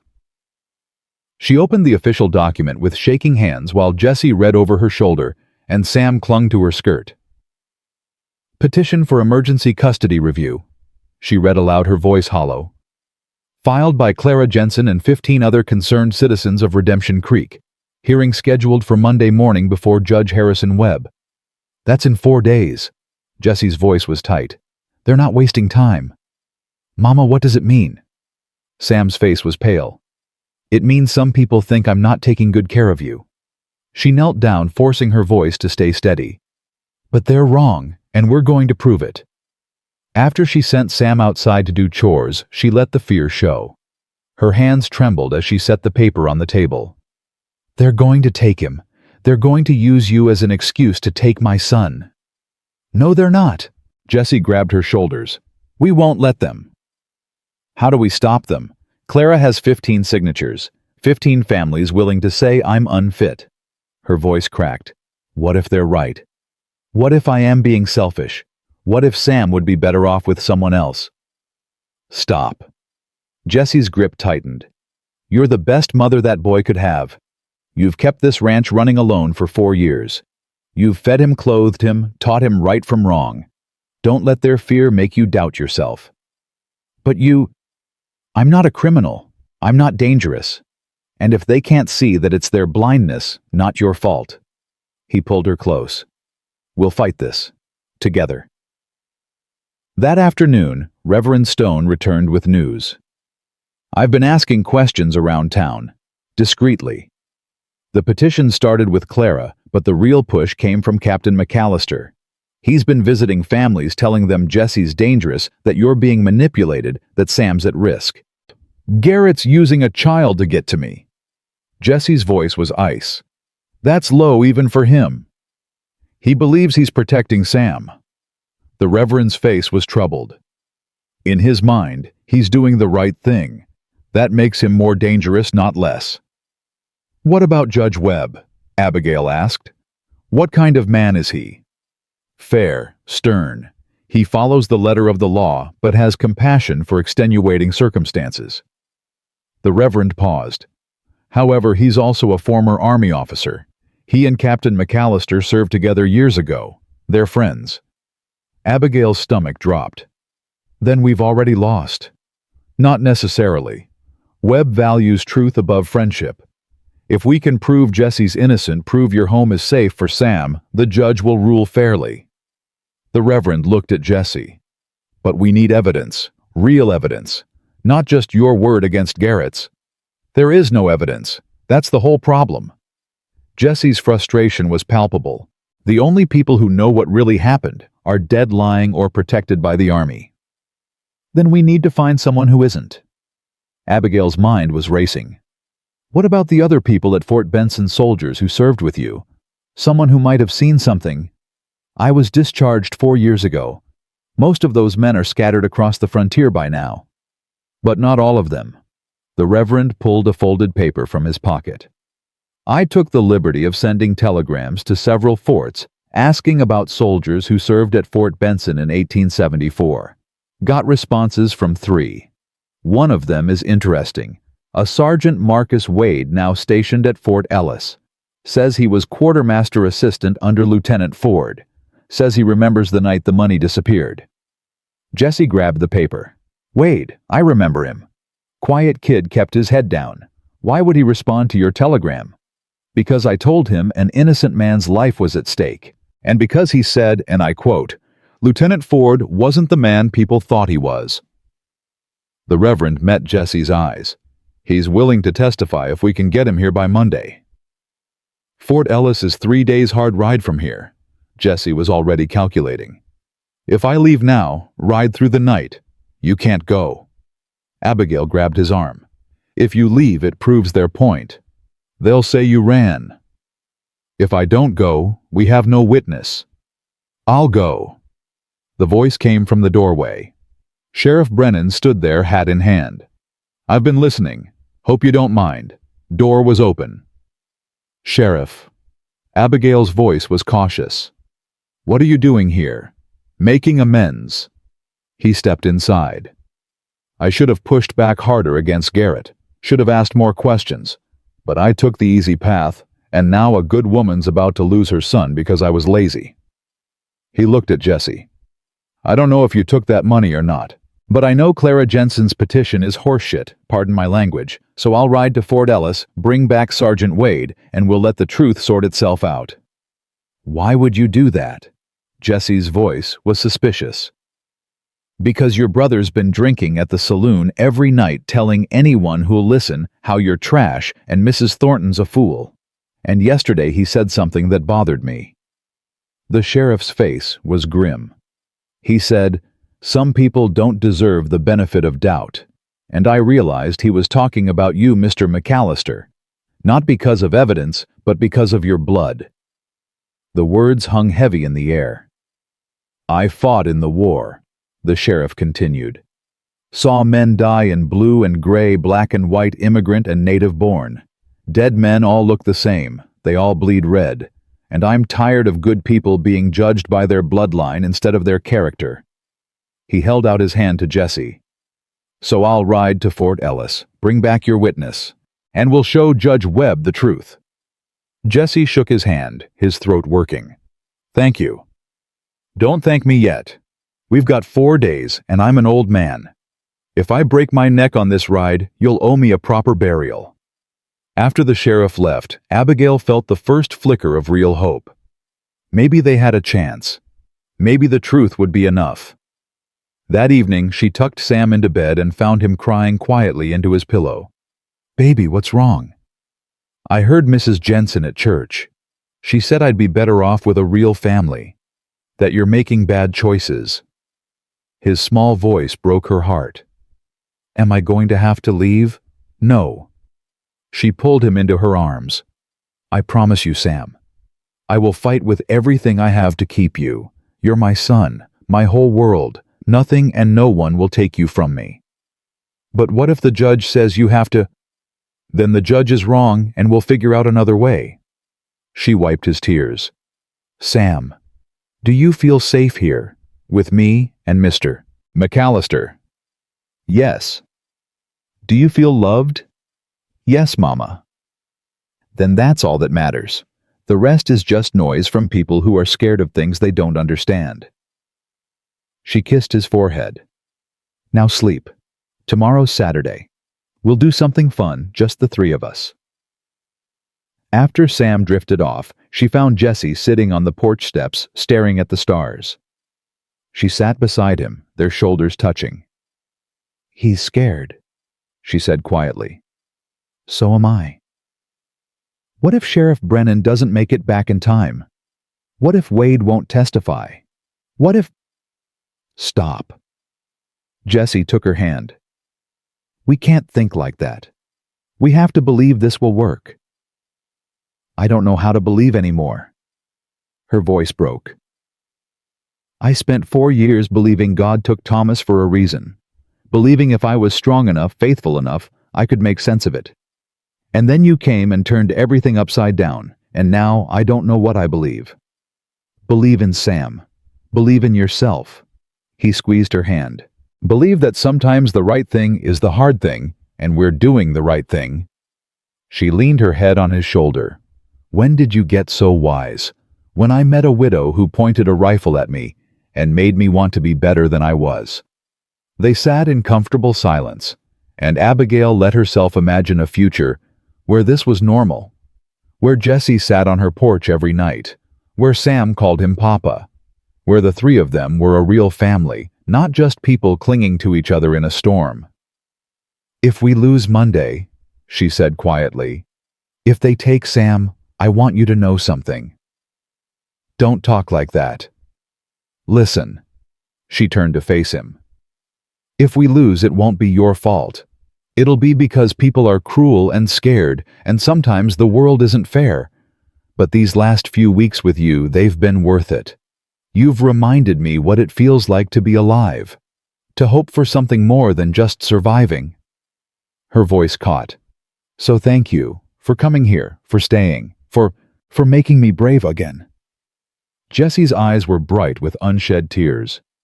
Abigail, The sound of breaking glass interrupted him. They both jumped up as flames erupted in the barn. "Fire!" Abigail screamed. "The horses!" Jessie was already running. She raced behind him, her heart in her throat. The barn was engulfed flames licking up the walls, smoke pouring out the open doors. Inside, the horses were screaming. Jessie plunged into the smoke without hesitation. Abigail grabbed a bucket, started pumping water, throwing it uselessly at the inferno. Sam appeared at the house door, his eyes huge with terror. "Stay there!" she screamed. "Don't come out!" Jessie emerged from the barn leading 2 horses, their eyes rolling with fear. He shoved the reins at Abigail. "Take them. There's 2 more inside." "Jessie, don't!" But he was gone again, swallowed by smoke and flame. Abigail tied the horses to the fence and ran for more water, her lungs burning, her hands blistering from the heat. Time became meaningless, pump, throw, while the barn burned, and Jessie stayed inside too long, far too long. When he finally emerged with the last 2 horses, his shirt was smoking and his face was black with soot. He collapsed on the ground, coughing violently. "Jessie!" She dropped beside him. "Are you hurt?" "Saddles?" he gasped. "Gone. Tools. Everything." The barn collapsed with a roar, sending sparks into the night sky. They could only watch as 4 years of her life burned the barn Thomas had built, the tools they'd collected, the hay for winter feed. Everything.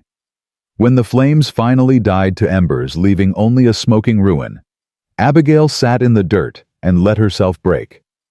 Not tears, she was beyond tears. Just a hollow, aching emptiness.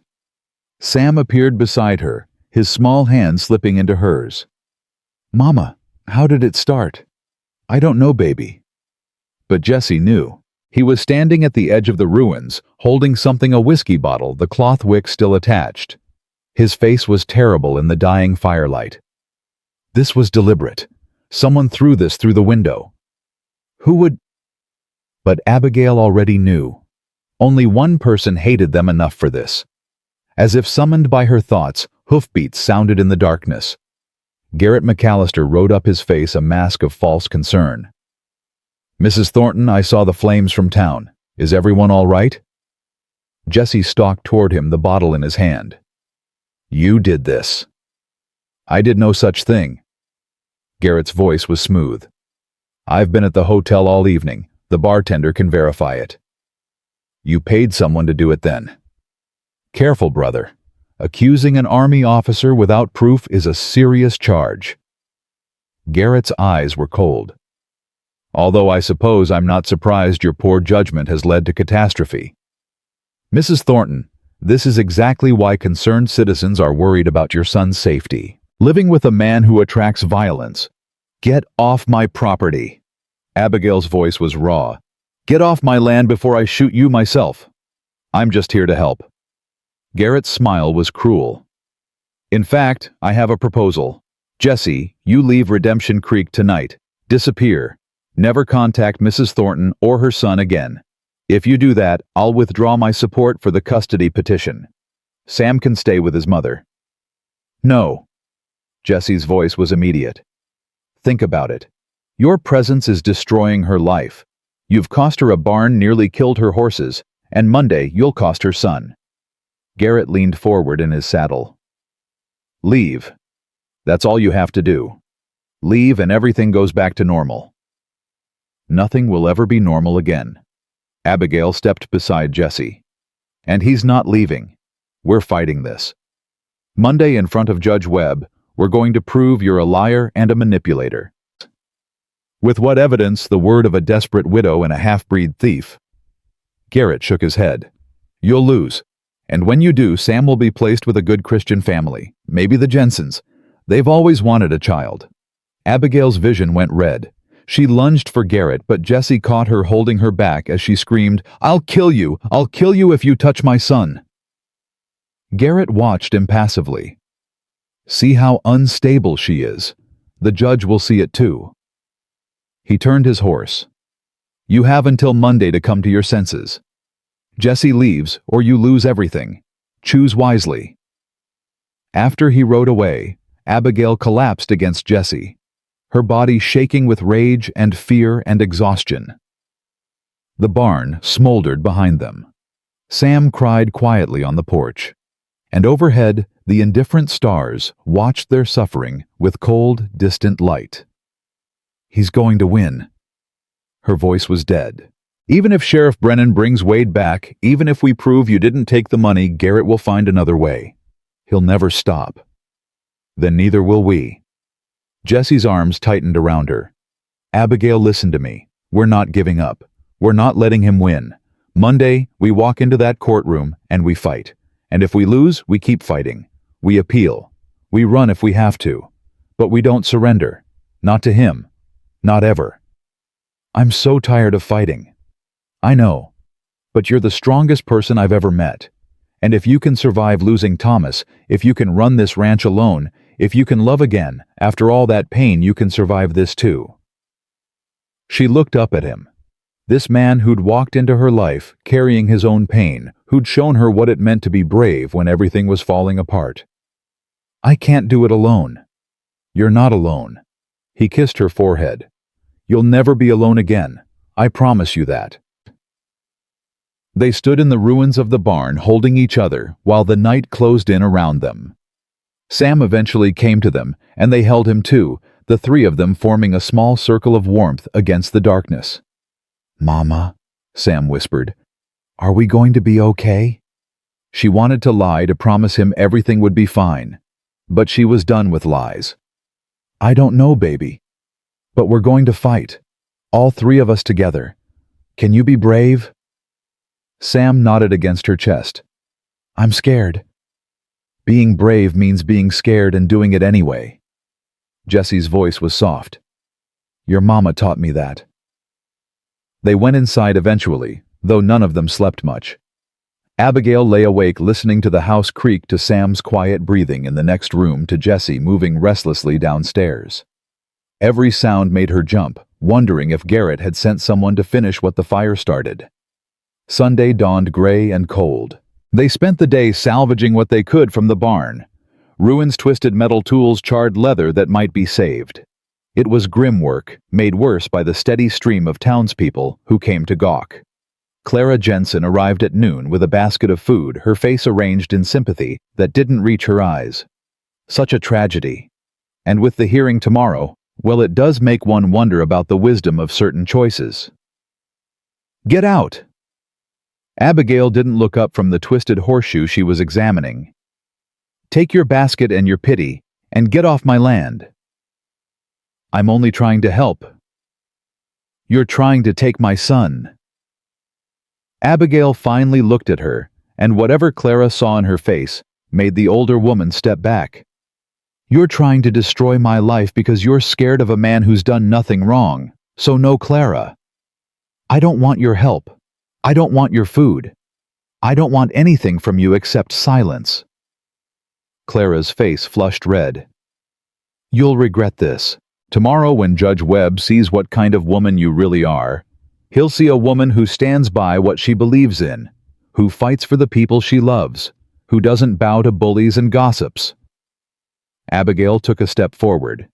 "And maybe that will cost me everything, but at least I'll know I stood for something real. Can you say the same?"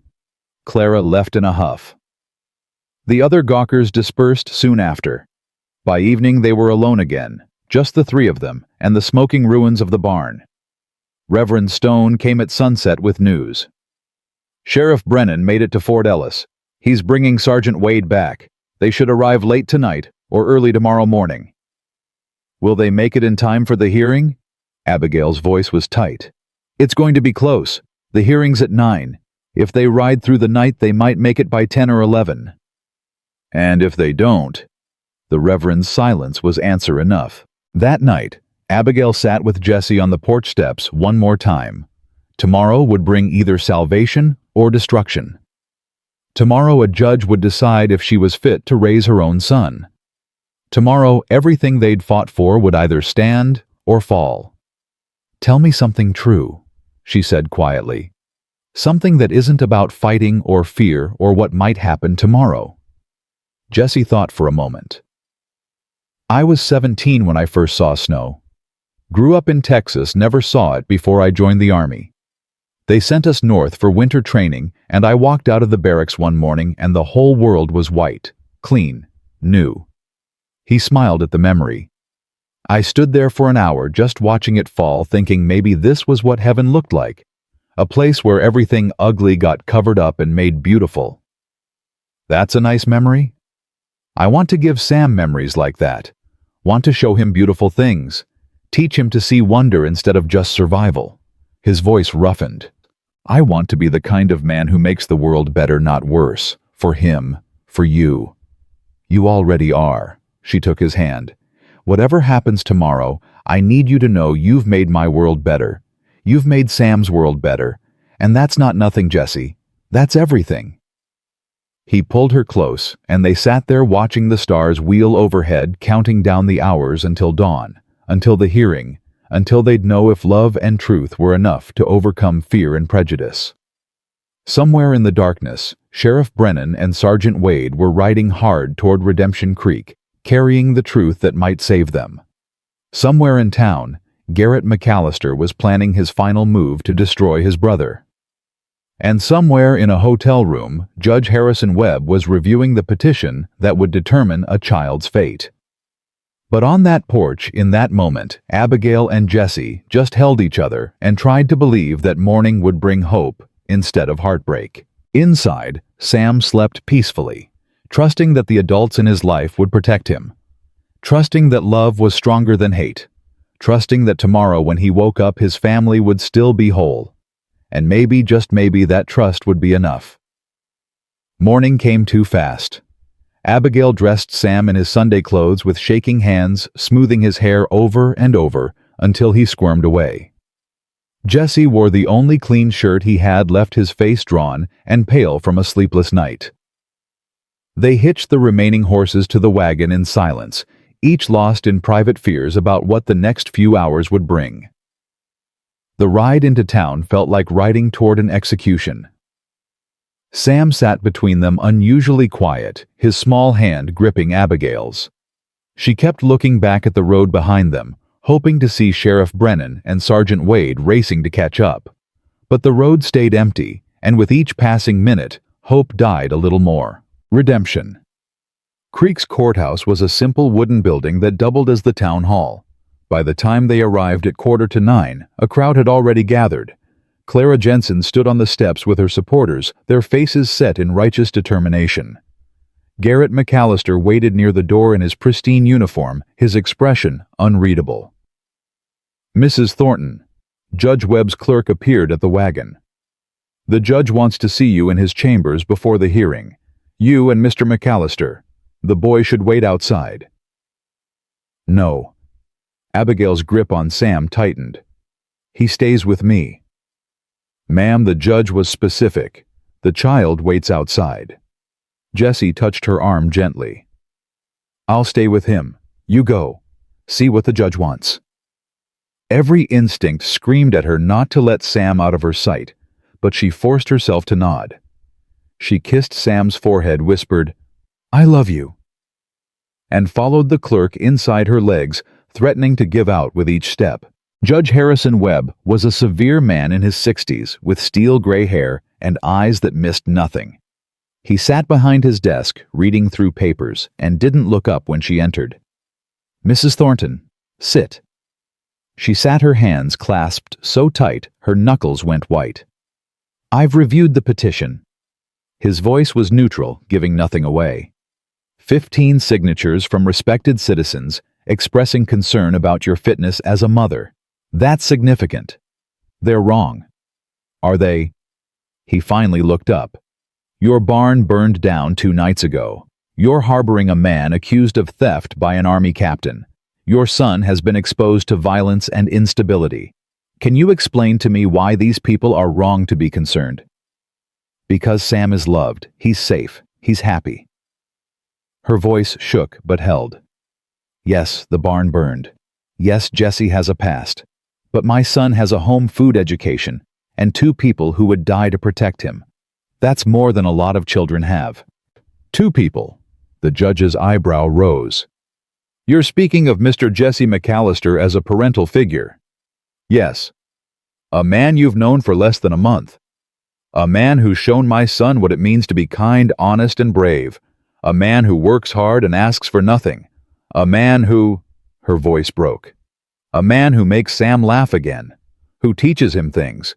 Who looks at him with love, not duty. Judge Webb was silent for a long moment. Captain Garrett McAllister is an old friend. I trust his judgment on most matters, and he's convinced Jesse McAllister is a dangerous criminal.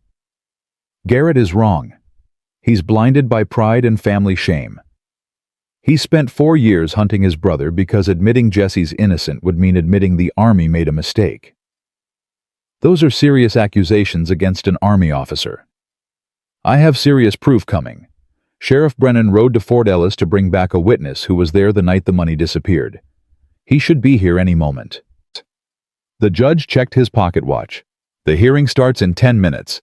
If your witness isn't here by then, I'll have to proceed without him. Please, just wait. Give them time. The law doesn't wait on convenience, Mrs. Thornton. He stood gathering his papers. Take your seat in the courtroom. We begin at 9 sharp. She walked out on trembling legs and found Jesse and Sam exactly where she'd left them. Sam ran to her, and she caught him up in her arms, breathing in the little boy's smell of him, memorizing the weight of his body against hers, in case this was one of the last times. What did the judge say? Jesse's voice was low. He's friends with Garrett, and Sheriff Brennan isn't here yet. She set Sam down. Jesse, if this goes bad, it won't. If it does, promise me you'll take care of yourself. Don't do anything stupid trying to fix this. His jaw tightened. Abigail, promise me. I can't promise that. The clerk appeared again. Court is in session. Everyone inside. The courtroom was packed. Abigail recognized most of the faces, neighbors who'd smiled at her in church, shopkeepers who'd sold her supplies, families she'd known for years. Now they stared at her with judgment or pity or uncomfortable sympathy. Clara Jensen sat in the front row, her face a mask of concern that fooled no one. Judge Webb took his seat at the bench, his gavel sharp against wood. This is an emergency hearing on the petition filed by Clara Jensen and others regarding the custody of Samuel Thomas Thornton, minor child. Mrs. Abigail Thornton, you stand accused of providing an unfit home environment. How do you plead not guilty? Her voice barely carried. She cleared her throat and tried again. Not guilty, Your Honor. I've done nothing wrong. Mrs. Jensen, present your case. Clara stood smoothing her skirts. Your Honor, we come before you today, not out of malice but out of genuine concern for a child's welfare. Mrs. Thornton is a fine woman who's suffered terrible loss. But in her grief and loneliness, she's made choices that put young Samuel at risk. She's taken in a man of questionable character, a man accused by a United States Army captain of theft. Just 2 nights ago, her barn burned down, whether by accident or design. It shows the chaos surrounding her household. Sam deserves stability. He deserves a home without violence or suspicion. Mrs. Thornton, your response. Abigail stood, her heart hammering. Your Honor, I won't pretend my life is perfect. I'm a widow trying to run a ranch and raise a son alone. Yes, I hired Jesse McAllister. Yes, my barn burned because someone wanted to drive us apart, wanted to prove we couldn't survive together. But Sam isn't at risk. He's thriving. He's learning, growing happy. The only thing threatening him is this hearing. Can you provide evidence of the child's well-being? Reverend Stone can testify. He visits regularly. He sees how Sam is cared for. The Reverend stood from his seat in the back. Your Honor, if I may, I've known the Thornton family for years. Sam is a bright, healthy, well-adjusted boy. Mrs. Thornton provides excellent care. And Mr. Jesse McAllister, in the short time I've observed him, has shown nothing but kindness and proper behavior toward the child. Thank you, Reverend. However, your testimony addresses the child's current state, not the risk factors. Judge Webb turned to Garrett, who'd been standing silently near the wall. Captain McAllister, you've made serious allegations about your brother. Present your evidence. Garrett stepped forward every inch the professional soldier. Your Honor, my brother Jesse McAllister was discharged from the Army 4 years ago, following his refusal to follow orders. Shortly after his discharge, $3,000 disappeared from the Fort Benson payroll. Jesse had motive, means, and opportunity. He's been a fugitive ever since, moving from town to town, never staying long enough to be questioned properly. Mr. Jesse McAllister, how do you respond? Jesse stood, his voice steady, despite the fear Abigail knew he must be feeling. I didn't take that money. I was discharged because I reported a superior officer's crime, the massacre of innocent Apache civilians. The money disappeared, yes, but I had nothing to do with it. I've been running because my brother won't accept the truth, not because I'm guilty. Do you have evidence supporting your innocence? A witness was present the night the money disappeared. Sergeant Marcus Wade, stationed at Fort Ellis. Sheriff Brennan went to bring him here to testify. Judge Webb checked his watch again. It's now 9:30. The sheriff isn't here. I can't delay proceedings indefinitely on the promise of a witness. Please, Your Honor, Abigail's voice cracked. Just a little more time. They're coming. Mrs. Thornton. I understand your desperation, but... The courtroom doors burst open. Sheriff Brennan stumbled in, covered in trail dust, supporting another man in Army uniform who looked equally exhausted. Your Honor, sorry we're late. Roads were bad. But I've got your witness, Sergeant Marcus Wade, Fort Ellis. Relief flooded through Abigail so powerfully she nearly collapsed. Jesse's hand found hers squeezing tight. Judge Webb studied the two men. Sergeant Wade, you're prepared to testify about events at Fort Benson 4 years ago. Yes, sir. Wade's voice was young but firm. I was quartermaster assistant under Lieutenant Ford. I know what happened to that payroll money. Then approach and be sworn in. Wade took the witness stand, raising his right hand. After he swore to tell the truth, Judge Webb leaned forward. Sergeant, tell us what you know about the missing $3,000. Wade took a breath. The money disappeared on a Wednesday night.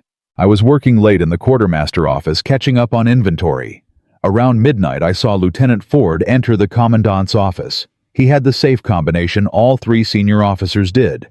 I thought nothing of it at first, but he was in there a long time, maybe 20 minutes. When he came out, he was carrying a saddlebag, a heavy one. The courtroom erupted in whispers. Garrett's face went pale. Order. Judge Webb's gavel cracked. Continue, Sergeant. I should have reported it right then, but Ford was my superior officer and I was young and scared. I convinced myself I'd misunderstood what I saw. The next morning the money was discovered missing, and everyone was blaming Jesse McAllister. I wanted to speak up, but Ford called me into his office. Told me if I said anything about seeing him that night, he'd make sure I was dishonorably discharged. Said it was my word against his, and who would believe a private over a lieutenant? Why are you testifying now? Because Lieutenant Ford died 6 months ago. Heart attack. And I'm tired of carrying the guilt. Jesse McAllister's been running for 4 years for a crime he didn't commit, and I'm the only person who knows the truth. Wade looked directly at Jesse. I'm sorry, sir. I should have spoken up sooner. I was a coward. Jesse's eyes were bright. You're speaking up now. That's what matters. Garrett was shaking his head. This is convenient testimony from a man who can't be verified. Ford is dead. There's no proof. Actually, there is. Wade pulled a folded paper from his jacket. After Ford died, I found this among his effects.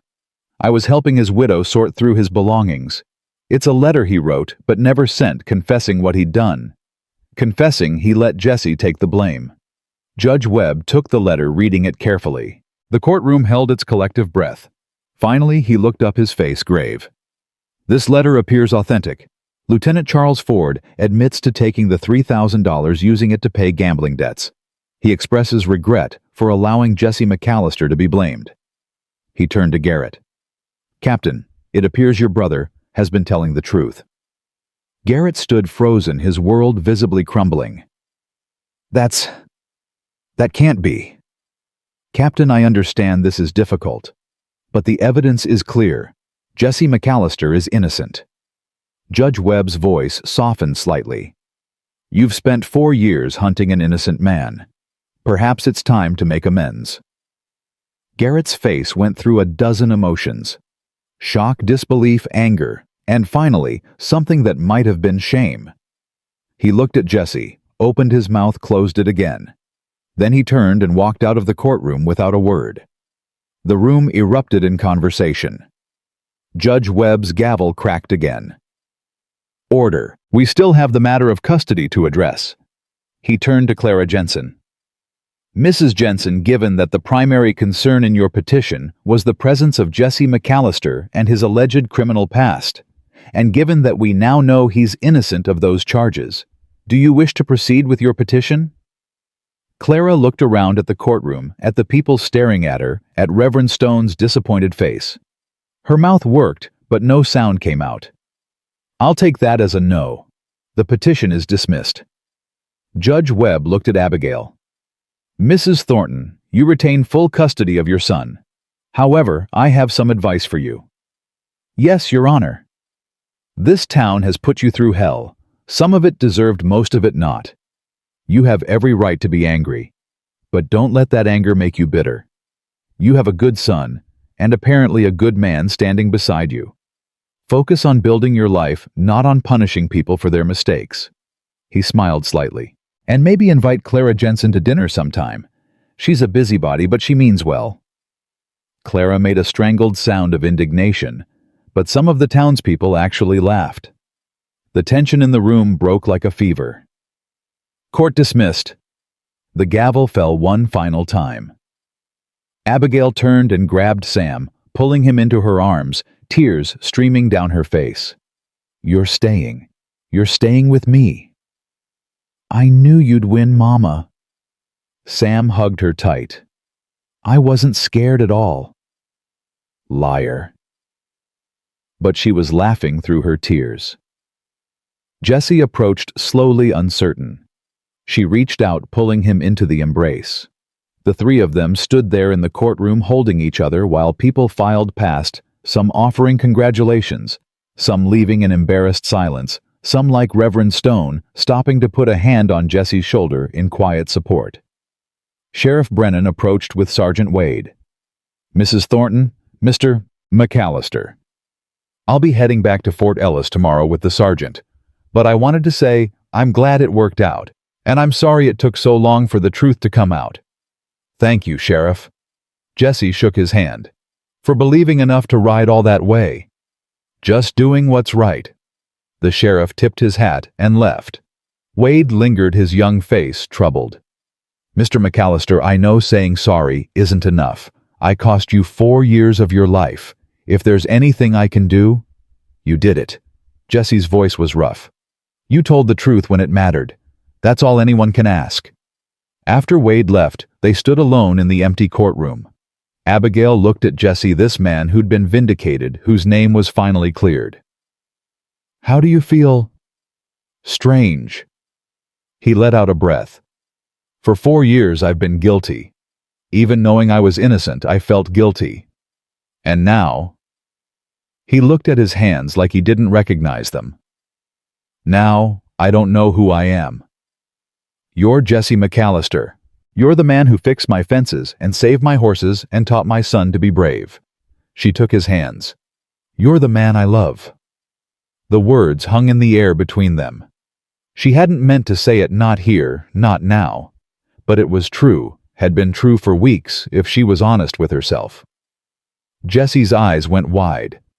Abigail. You don't have to say it back. I just needed you to know. Whatever happens next, whatever you decide to do now that you're free, I love you. Sam loves you. And if you want to stay, we want you to stay. Not as a hired hand. As family. I don't deserve. Stop. She pressed her fingers to his lips. You deserve every good thing. You deserve a home. You deserve to be loved. You deserve to stop running and start living. She smiled through fresh tears. So, what do you say, Jesse McAllister? You want to be part of our family? He pulled her close, his forehead resting against hers. I've never wanted anything more in my life." Sam tugged on both their hands. "Does this mean Mr. McAllister is staying forever?" "Yes, baby," Abigail laughed. "He's staying forever." "Good." Sam's face was serious. "Because we need to rebuild the barn, and that's a lot of work for just 2 people." They walked out of the courthouse together into the bright Montana morning. Some townspeople were still lingering, watching them. Clara Jensen stood apart from the others, her face a mixture of shame and stubbornness. Abigail thought about Judge Webb's advice, about not letting anger make her bitter. She took a breath and walked over to Clara. "Mrs. Jensen?" Clara stiffened. "Mrs. Thornton, you tried to take my son from me. You judged me without knowing the truth. You hurt me more than I can say." Abigail's voice was steady. "But I'm not going to hate you for it. Life's too short and I have too much to be grateful for. So I'm going to forgive you. Not for your sake, for mine. Because I'm done carrying anger around like a burden." Clara's eyes filled with tears. "I thought I was protecting him. You thought you knew better than I did what my son needed. You were wrong." Abigail paused. "But I've been wrong about things too. We all have. So let's just let it go. Both of us." Clara nodded, unable to speak. Abigail turned away, not waiting for a response. She'd said what needed saying. The rest was up to Clara. They collected the wagon and started the long ride home. Halfway there, they met Garrett on the road. He was sitting on his horse, waiting, his face haggard. Jesse pulled the wagon to a stop. The 2 brothers stared at each other across the distance of years and pain and misplaced blame. "I was wrong." Garrett's voice was broken. 4 years. I hunted you for 4 years, and you were innocent the whole time. Yes. I destroyed your life, your reputation. I made you run when you'd done nothing wrong. Garrett's hands tightened on his reins. "How do I fix that?" "You can't." Jesse's voice was flat. "What's done is done." "Then what do I do?" Jesse was quiet for a long moment. Abigail could feel the tension in him. The war between hurt and the love he still had for his brother, despite everything. "You let me go," Jesse finally said. "You stop hunting. You stop hating. You go back to your life and leave me to mine. And maybe someday, if I ever stop hurting enough, we can talk again. But not now. Not yet." Garrett nodded, his face crumbling. "I'm sorry. God, Jesse, I'm so sorry." "I know, but sorry doesn't give me back 4 years." Jesse clicked to the horses. "Goodbye, Garrett." They drove past, leaving Garrett sitting alone on the road. Abigail watched Jesse's face, saw the tears he was fighting. "You did the right thing," she said softly. "Did I? He's my brother, my only family." "He was your brother. But family isn't just blood. It's the people who stand by you, who believe in you, who love you no matter what." She took his hand. "You have family now, me and Sam, and maybe that's enough." "It's more than enough." His fingers tightened on hers. "It's everything." They reached the ranch as the sun was setting, painting everything gold and red. The barn was still a smoking ruin, but the house stood solid. The land stretched out green and promising, and the future felt suddenly possible instead of terrifying. That night, after Sam was in bed, Abigail and Jesse sat on the porch steps one last time. But this time, there was no dread for tomorrow, no fear of what was coming. Just peace and possibility, and the quiet knowledge that they'd survive the worst and come out stronger. "We need to rebuild the barn," Jesse said. "Yes." "And fix the irrigation before summer." "Yes." "And probably reinforce the south fence." "Yes." She smiled. "Anything else?" He turned to look at her, his eyes soft in the starlight. "Marry me." Her breath caught. "What? Marry me. Not because you need a ranch hand or because Sam needs a father. Marry me because I love you, because I want to wake up next to you every morning for the rest of my life, because you make me believe I can be more than my mistakes." He took both her hands. "I know it's fast. I know we've only known each other a month, but I've spent 4 years running, and I don't want to run anymore. I want to stay. I want to build something with you. I want to be Sam's father and your husband and just be home." Abigail's eyes filled with tears. "You're sure? Because once you say yes to me and this life, there's no going back. It's hard work and early mornings and a community that will probably never fully accept us. It's a 7-year-old boy who will test your patience and horses that need constant care and winters that feel like they'll never end." "I'm sure," he smiled. "I've never been more sure of anything." "Then yes." She laughed through her tears. "Yes, I'll marry you. Yes, you can be Sam's father. Yes to all of it." He kissed her, then soft and sweet and full of promise. When they pulled apart, Sam was standing in the doorway in his nightshirt grinning. "I knew it. I told Billy Miller you were going to be my new papa." "Sam," Abigail laughed, "you're supposed to be asleep." "How can I sleep when all the important stuff happens after bedtime?" He ran out and threw himself at Jessie. "You're really staying forever and ever, forever and ever." Jessie caught him swinging him up. "If that's all right with you." "It's more than all right." Sam hugged him tight. "It's perfect." They stood there on the porch, the three of them holding each other under the Montana stars. Somewhere in town, people were probably still gossiping about them. Somewhere Garrett was dealing with the weight of his mistakes. Somewhere life was complicated and messy and hard. But here on this porch, in this moment, everything was simple. They were a family. Not by blood or by law, not yet, but by choice. By love. By the decision to stop running from pain and start walking toward joy. 2 weeks later, Reverend Stone married them in the ranch's front yard. It was a small ceremony, just a handful of friends, Sheriff Brennan, who'd become a frequent visitor, and Sergeant Wade, who'd ridden out from Fort Ellis to stand as Jessie's witness. Sam served as ring-bearer, taking his job so seriously that everyone smiled. Clara Jensen even came bringing a cake as a peace offering.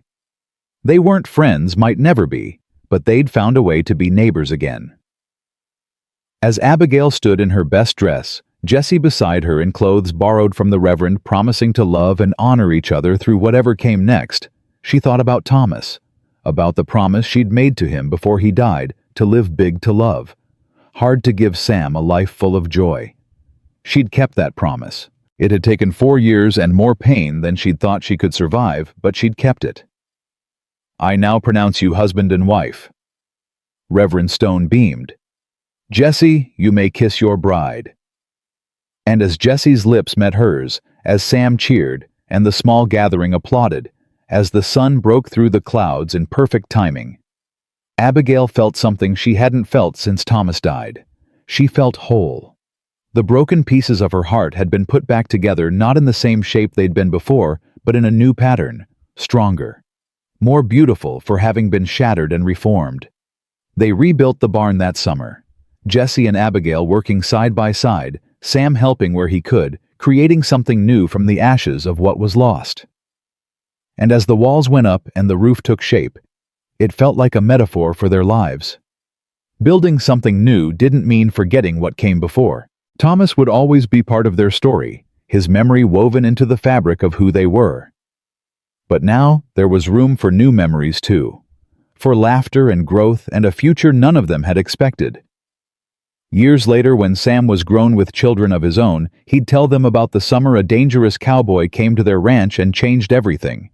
He'd tell them about his brave mother, who chose love over fear, about his father, who taught him that redemption was possible, about a community that learned to forgive, and a family that was built on hope instead of blood. And he'd tell them the truth that Abigail and Jessie had learned in those hard, beautiful months, that sometimes the best families are the ones you choose. That courage means loving again after loss, and that home isn't a place. It's the people who stand beside you when the world tries to tear you apart. Jessie never saw Garrett again. His brother stayed in the army, eventually making Colonel, living with the weight of his mistakes. But sometimes, Abigail would catch Jesse staring down the road at sunset, and she knew he was thinking about him, hoping that somewhere Garrett had found his own peace. Abigail never regretted her choice, not in the hard winters, or the difficult years, or the times when the weight of running a ranch felt crushing. Because beside her was a man who'd proven that love was worth fighting for, that truth mattered more than reputation, and that family, real family, meant never being alone in the darkness. And on quiet evenings when the work was done, and Sam was in bed, and the Montana stars blazed overhead, she and Jesse would sit on their porch and remember the night he first walked up that path. Both of them broken, both of them running, neither knowing that they'd found home in each other. "Do you ever wonder what would have happened if I'd sent you away that first night?" she asked once. Jesse pulled her close. "Every day. And every day I thank God you were brave enough to let a dangerous cowboy inside." She smiled against his chest. "You were never dangerous. Just hurt. So were you. We healed each other." "Yes." He kissed the top of her head. "Yes, we did." And under the endless Montana sky, with the ranch solid beneath them, and their future stretching out bright and unknown, they sat together in the peace. They'd fought so hard to find two wounded souls who'd learned that sometimes the greatest act of courage is allowing yourself to love again, to trust again, to believe that broken things can be made whole if you're willing to fight for them.